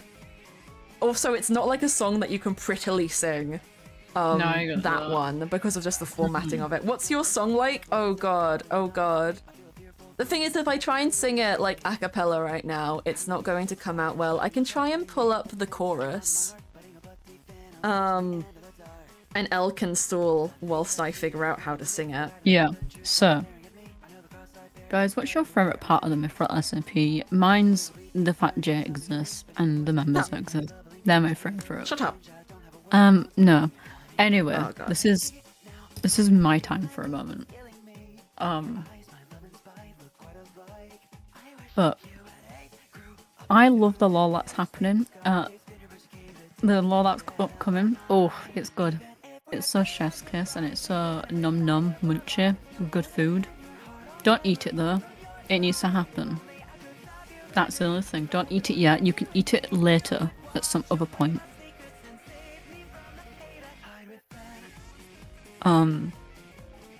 Yeah, if you weren't This here song playing earlier, right then... now is not from the Mythrill playlist. It's gone onto my regular shit. We've had 62. By the end of this month, at least, if there's no others planned, we've had 62 Mythrill live streams happen since the September, which is very fun and interesting. Oh, Lizzie, you should tell me that, because I will eat it. Skylar, you can eat the law as soon as you're allowed. I have found the chorus of the thing, but I'm very embarrassed to try and sing it a cappella, but I can if you guys want me to. Oh wait, no, Jam's gone, never mind. You're not getting it now. Okay. Jam's gone, you're not getting it now. I'll record it at some point and send it. But I get very embarrassed about sharing my original songs. If you don't feel comfortable, you don't, that's okay. Pat pat.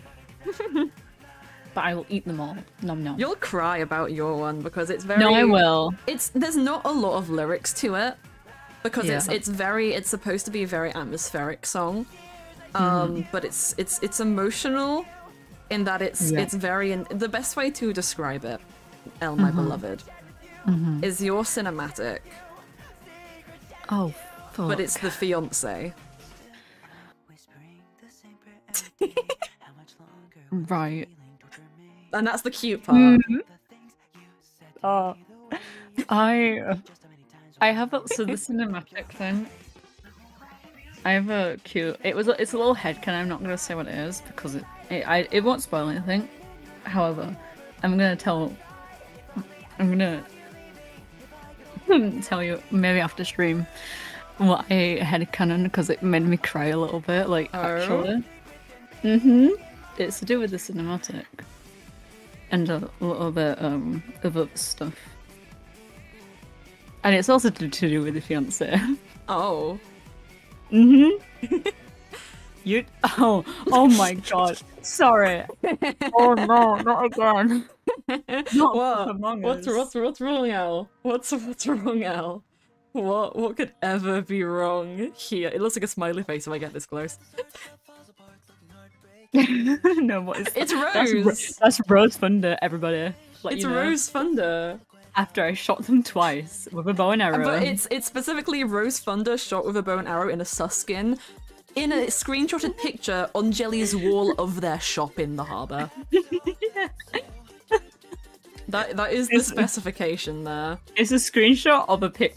It's like one of those things where someone takes a photo of a phone that's taken a photo. It's the Obama meme where he's putting a medal on himself. That's what it is. I'm just gonna show my silly little screenshots now. You can... Oh, the best thing is, because of the way the graves work, it just looks like I'm a floating head. Yeah, it does. And just feet. That's all I am. I have to say, and I'm definitely biased, my favorite... Go back to the song thing. My favorite song that I have written is Marsarcy's. Yeah. All I'll tell you about that is it's called An Early Grave. Okay, that's an early grave. I like my dramatic songs. I gave help. I gave Katie a little bit of help with the song that she wrote in canon. But I basically gave her really shit lyrics, and then she made it like 20 million times better. And then directly after that, I wrote Martin's song. Oh. Because you canonically died. Yes, Maple. Yes, Maple. Oh, sorry, I meant to start playing the Mythrill stuff again because this is playing my covers of emo shit. They weren't shit. They weren't as good as what you had. My main thing with it was that I rhymed words with words that were already in the sentences. That's like a thing that I hate. Is like when you say one word and then you repeat it on the next line to rhyme it with itself, and it's like, no, that doesn't work. No, it doesn't work. It doesn't work, Jane. It doesn't work. No, I get you.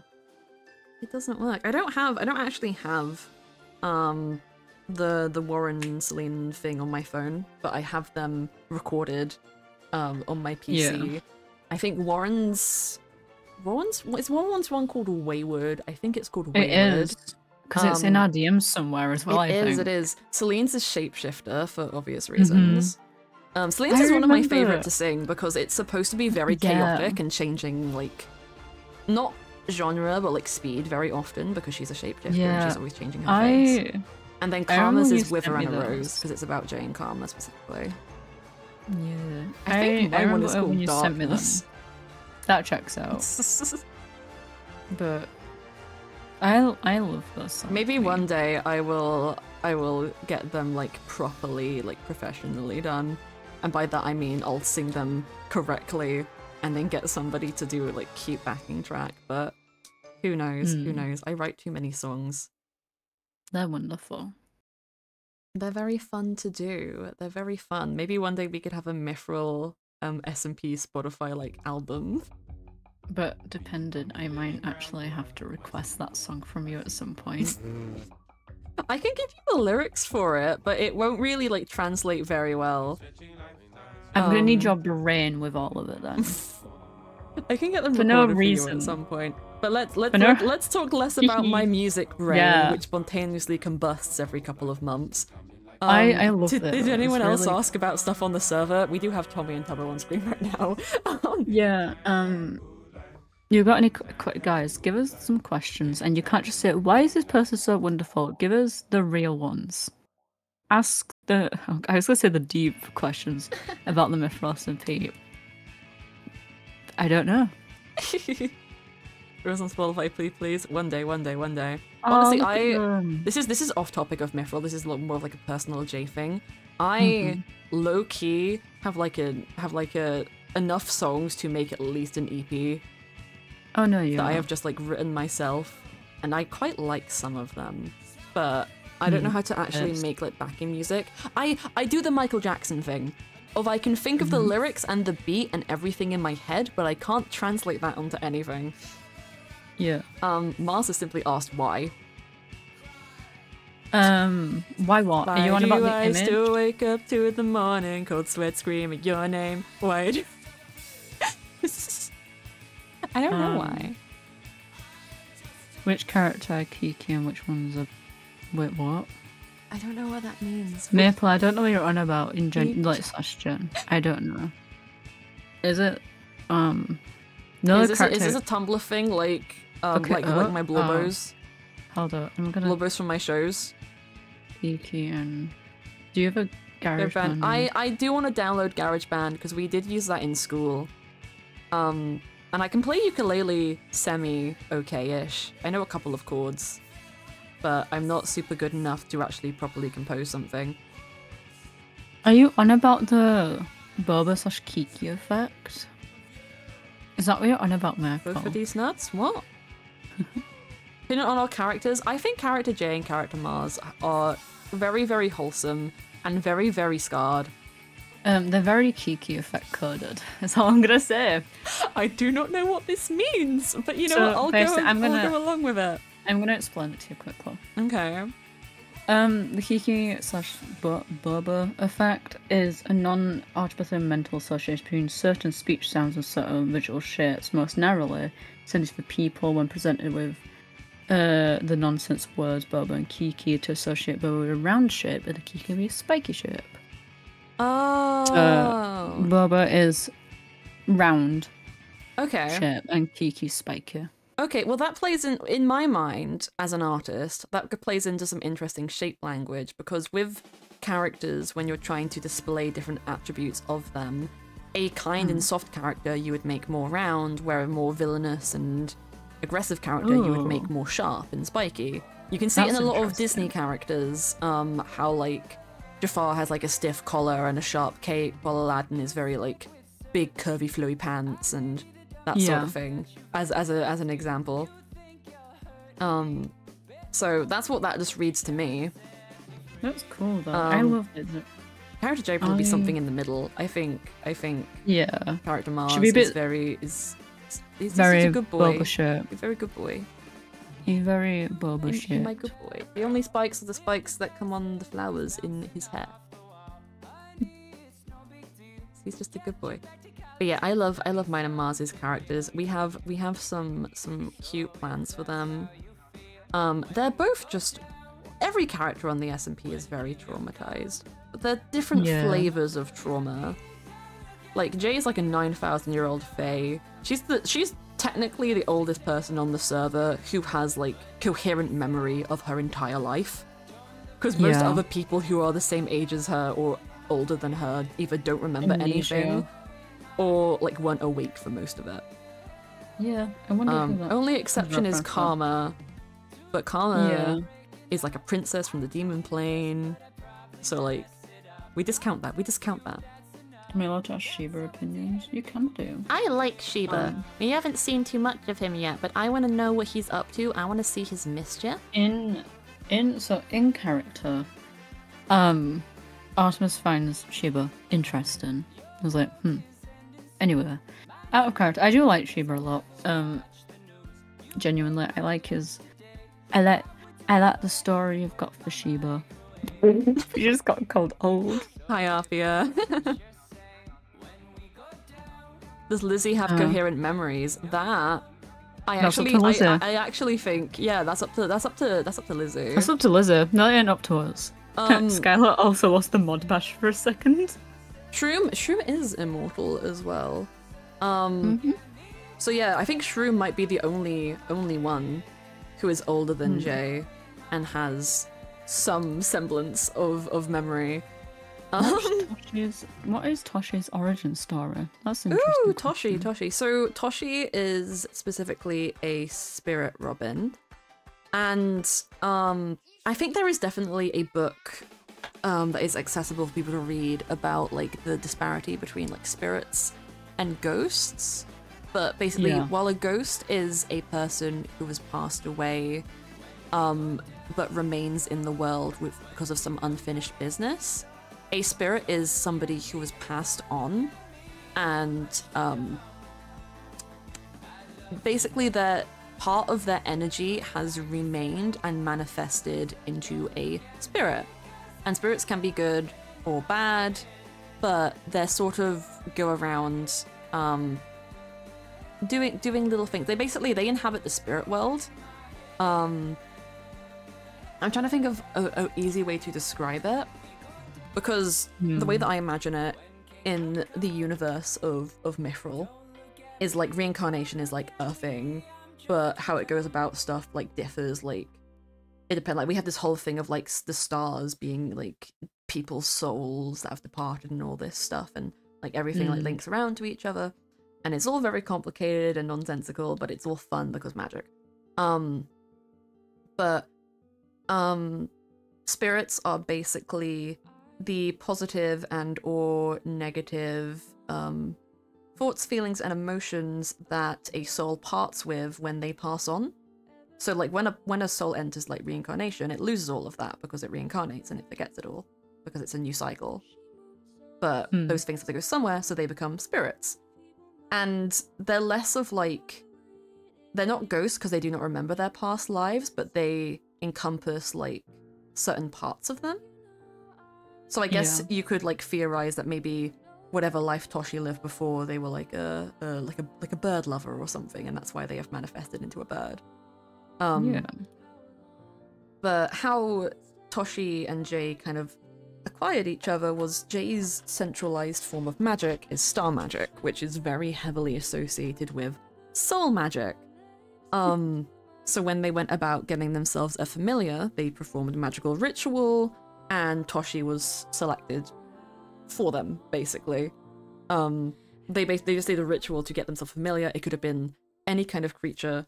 They got a star robin, a spirit robin. They got Toshi. Can we make Rupert someone's familiar so that he's less likely to die? I mean, technically Rupert could become your familiar because Artemis can have magic. I'm making Rupert Artemis familiar. We're getting happy law with her just going, we're friends now. Are you sure you want it to be Rupert? A person can only have one like familiar because it's a. Okay, it's this sort of is like, the hardest. Yeah, familiar is sort of. She has so many animals. She does. That's why I'm asking.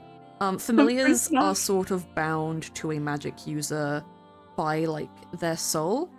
I wouldn't say their life forces are linked because like Toshi is immortal, like can't die. But I'd say familiars live longer than typical animals. Yeah. So it really is. It depends on the person. Depends on what they want to do for their character, to be honest. But you can only have one. We're gonna have to sit and discuss and work it out. We've got to narrow which animal down eventually. You'll figure it out. Humphrey is not an animal. He's a person of his own, Katie. Theoretically, I mean, I don't know if I would count an Ent as a higher being. Theoretically, you could argue Humphrey could be a patron, like a warlock's patron. Jip, I would consider him being, you know why? Because he's taller than me. He's taller than you, oh my god. He's taller than all of us. He's just a good boy. He's just a He's the tallest member. He's the tallest member on the SMP. Also, Mars, Toshi isn't yours, he's my bird. You stole him from me. I love how literally everyone... outside of mine. Outside of lore, Toshi is just my channel mascot. I came up with him a while ago. Do not know why I picked a bird, but I did, and I love him. And for the Arc 2 art, I decided to draw him as a part of my character design. And then for Arc 3, I left him out of the art, but I added him to the server. So, what D&D class would each character be in your opinion? Okay. It's interesting. I think especially like the magic users as well. Okay, wait. So this is going to be very complicated because obviously Mythrill SMP is D&D inspired, so a couple of these people already are in canon. But I'm gonna pull up a list of D&D classes, and then we can also maybe theorize on the races if they don't cleanly fit in. D&D. Do you want to know something, Joe? Do you want to know what I think I have in existence? What? A D&D Beyond character sheet for Artemis, I think. No, you definitely do. I think I have definitely made her a character sheet, or I did at one point. Okay, character J is definitely a wizard. Maybe multi-classed into warlock because of her pact with Karma. But she'd probably be those. She would definitely be those, and she is a fae, which isn't really a race in D&D. I don't even know if there's like a homebrew one for it. I know they are an enemy. There is. I know they are an enemy. There is. There is one, yeah. Okay, well she would definitely be that. If there's fairies, there's definitely probably fairs, and I think I know there is an archfey can be a warlock patron, and I also know that like Eldarin are kind of considered fae in D&D, but it depends on the source that you're going through. Then we have Artemis, who is obviously a half elf. So I put her because of like stuff because of the Shulker stuff, I just made her a full elf. Yeah, you just have her as a full Eldarin elf. I do. Her class, I've had to like mess with, because I put her down as sorcerer because her magic's innate, but she just didn't know it existed. But obviously, her main class, I think this is not a shock to anybody, she's a fighter. Yeah, I think fighter works very, very well. Honestly, you could probably argue monks because it's more fighting based, but the monks are more hand-to-hand combat.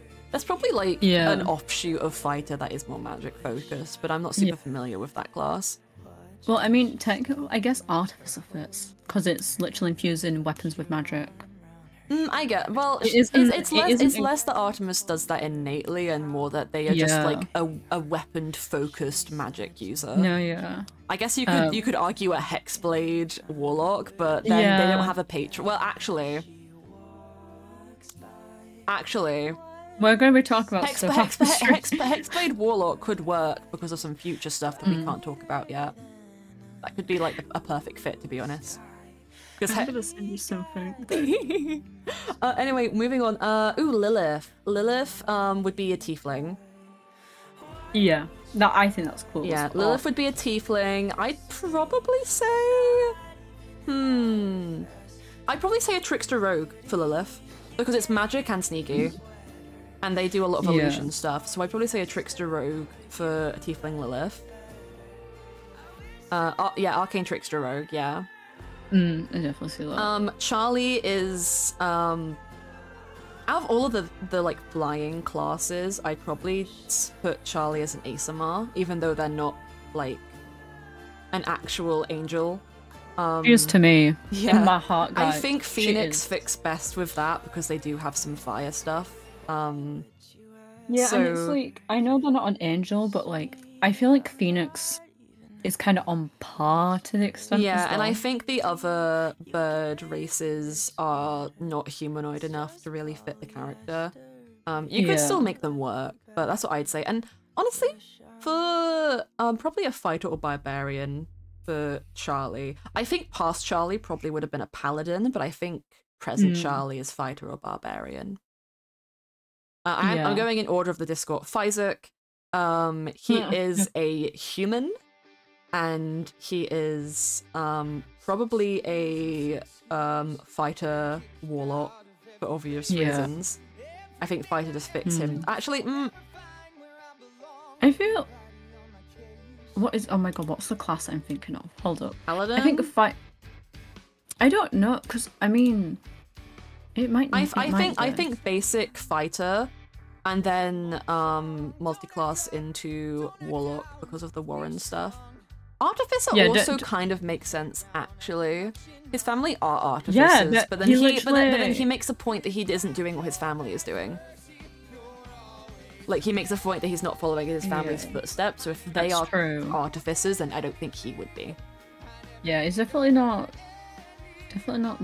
Definitely not, no. But I'm confident with Fighter Warlock, I think. Obviously, he might dispute it, but that's perfectly fine.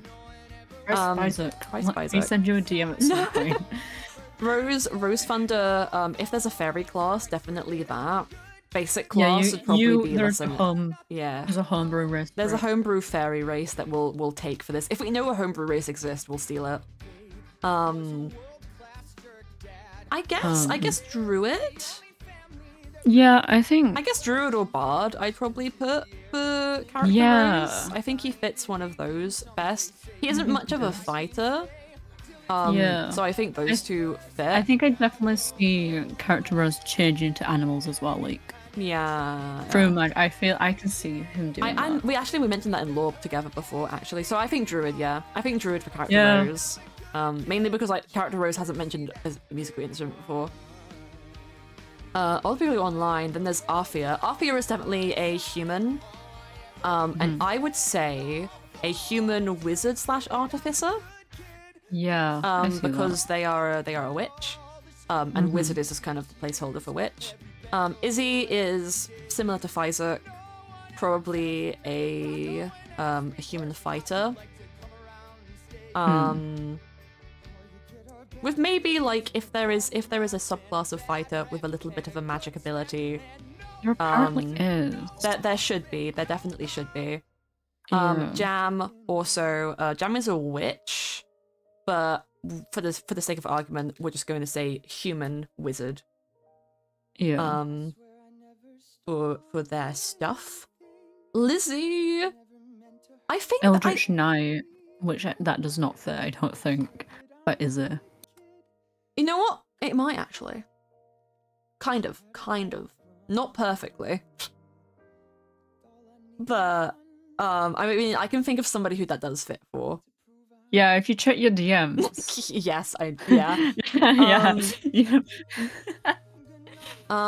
actually, no. Izzy, Paladin. Yeah, I was gonna say either, if Bryce isn't a Paladin, Izzy is a Paladin.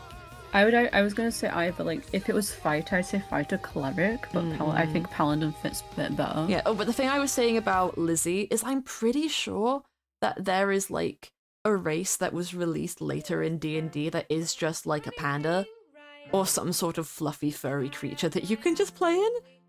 I think there is, yeah. I think there definitely is. I don't know the exact name of it, but Lizzie would be that. I don't know, maybe a sorcerer for Lizzie. I can also see Lizzie as maybe... Oh my god, there is a class. Wait, hold up. I need to look into this, because there is one that does alchemy. Or cleric. I think it is artificer actually that does that you can go into alchemy. If there's an alchemy branch of artificer, then 100% artificer. Yeah, there's a class that does. Artificer, alchemist. Okay, yeah. Yeah, there is. I remember my D&D knowledge, guys. Yeah, okay. Trust. Lizzie would be whatever the little anthropomorphic animal race is in the red panda variant. I don't know the name of it. I know it exists. I've seen it. It's somewhere. and then they would be an artificer alchemist. Maple with little Sheba. Is there just a dog? Is there just a dog race? I don't think there's a hybrid race that just like exists. I'm literally googled it. For like the hybrids, like Lizzie, like Izzy, I just say human because they're basically humans apart from the animal attributes. So I think there are homebrew stuff. There is definitely homebrew stuff, so we can just like amend it to that. But yeah, Sheba would probably either be human or because dog is a big part, a homebrewed variant which has like the animal traits. As for class, I actually find that a little bit difficult for Sheba. I think Sheba. I think a rogue. What were you gonna say? Rogue or maybe I was gonna say through fighter potentially, but I think rogue does fit as well. I think a rogue, but in the like in the assassin rogue. Rogue is the class I'm most familiar with, so I'd say assassin rogue just for the more like aggressive nature of it. I mean, my own D&D character is a rogue assassin, so I'm also familiar. Okay. Being is easy. Human artificer or like deer 100%. Hybrid artificer. Chris Chilzo is a tiefling. I think he's a paladin. Because didn't he? Yeah, probably a paladin. I was going to, I think paladin works for Chris Gilzer. I think that works. I like the contrast of it. Yeah. Cersei, I guess, would maybe also be a tiefling because of the Never association, and I can't think off the top of my head of a better thing. A Genessa. A fire genasi. A genasi. A fire genasi. Perfect. Yes. I'm tempted to say blood hunter. I can see that. I'm tempted to barbarian. Barbarian's a shout. I can definitely see that one. I can definitely see blood hunter as well. I think barbarian fits more. I'm just looking for like an excuse to say someone is a blood hunter because I think that it's just fun. Blood hunter is fun. Fire genasi fire genasi barbarian. I don't think anyone's a blood hunter. Blood hunter is just like a critical role race. Oh no, yeah. Which is kind of difficult to like pin down. I've pulled up the D&D beyond. But I'm trying to quick fire this. Honey would also be an ASMR. They would be an ASMR. I think cleric or druid. Or maybe both. I think they would be an ASMR cleric. Yeah, I think cleric more. Yeah. I don't think they have enough plant association to multi-class. No, so I think solid cleric, but maybe transfer into druid at some point in time because of plot reasons. I wonder what this could be. Not a multi-class, I'll specify. A transfer from being a cleric to becoming a druid. But I can't explain that. The people might to pick it out. Jelly, also a tiefling. Oh god, character Jelly. Honestly, I want to say a bard, the character Jelly. Yeah, I think... Yeah. They probably would be less of a musical bard and more of a, like... I can't remember exactly the thing of it. They'd be a College of Law bard, because justice. Yes. Yeah. I don't know if character Jelly has a specific special skill that could be attributed to, like, a bard ability. Because I know like they can be non-musical because I've heard of like painter bards. But yeah, we'll say tiefling bard for Jelly. There's so many tieflings. Kirioba would be an elf. There is a sea elf homebrew race. Yes. I have looked into thoroughly. Kirioba would be I can also tell you this because Caspian's made his own sea elf race. Yes, and then Kirioba. That's fine though. Kirioba. Her class.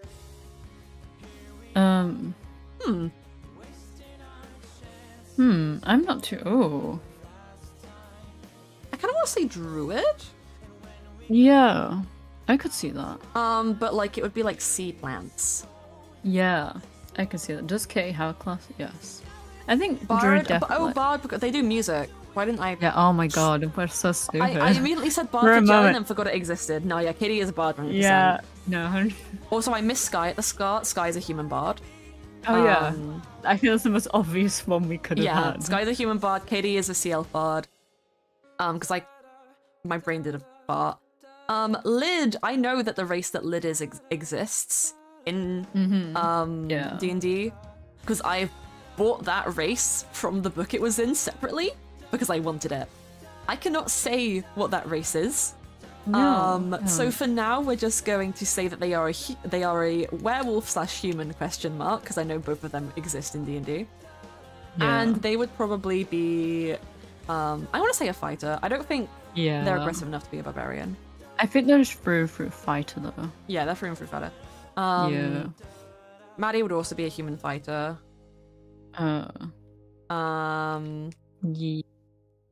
Huff would also be a human. I'd probably say a human rogue in the thief department. Yeah, I would say very human. There's not much difference between them and a normal human, but it just means they're cursed. We'll just put that down. So it would just be a human with like attributes. Songley is homebrew fairy. Class. I think druid's a bit on the nose, but yeah, I was gonna say maybe another rogue, but honestly, I think druid works better.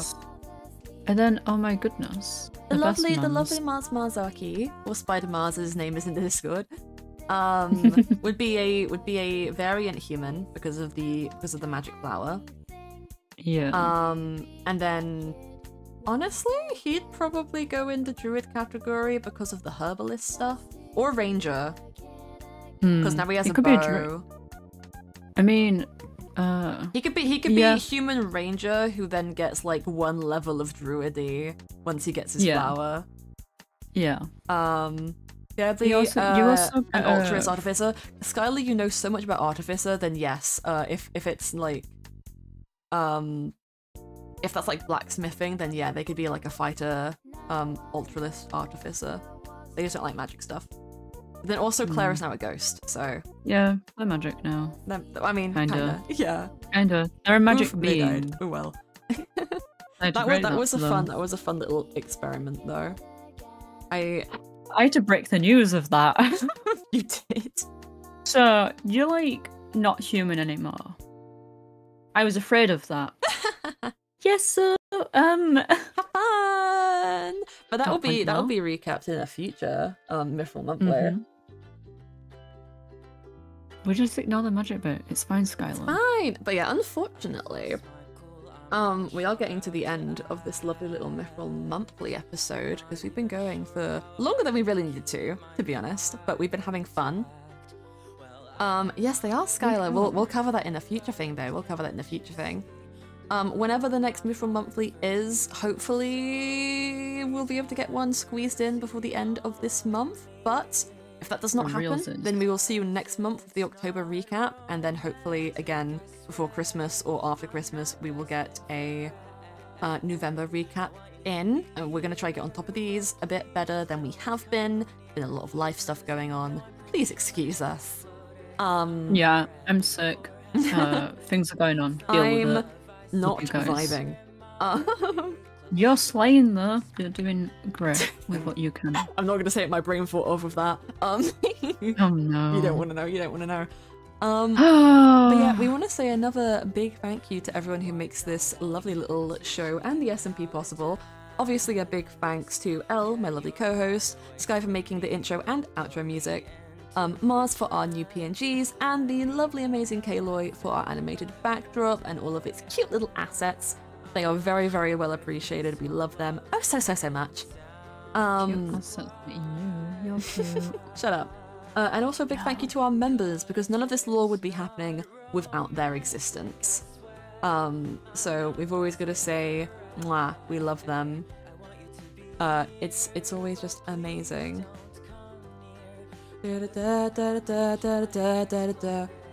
yeah, I think Do we have anything else we have to mention? Do we have any upcoming lore that should be talked about?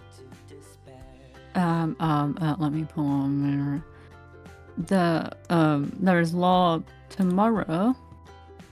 At the current moment, there's lore tomorrow, the 23rd and the 25th. Yeah, so for the VOD watchers, there is lore on the 20th, 23rd, and then 25th. People do post about that get retweeted on the Mythrill Twitter whenever they get done. And you can follow that account. You should definitely follow the Mythrill Twitter account, and you should definitely join the Mythrill SMP Discord, because you can see when everybody goes live at all of the times.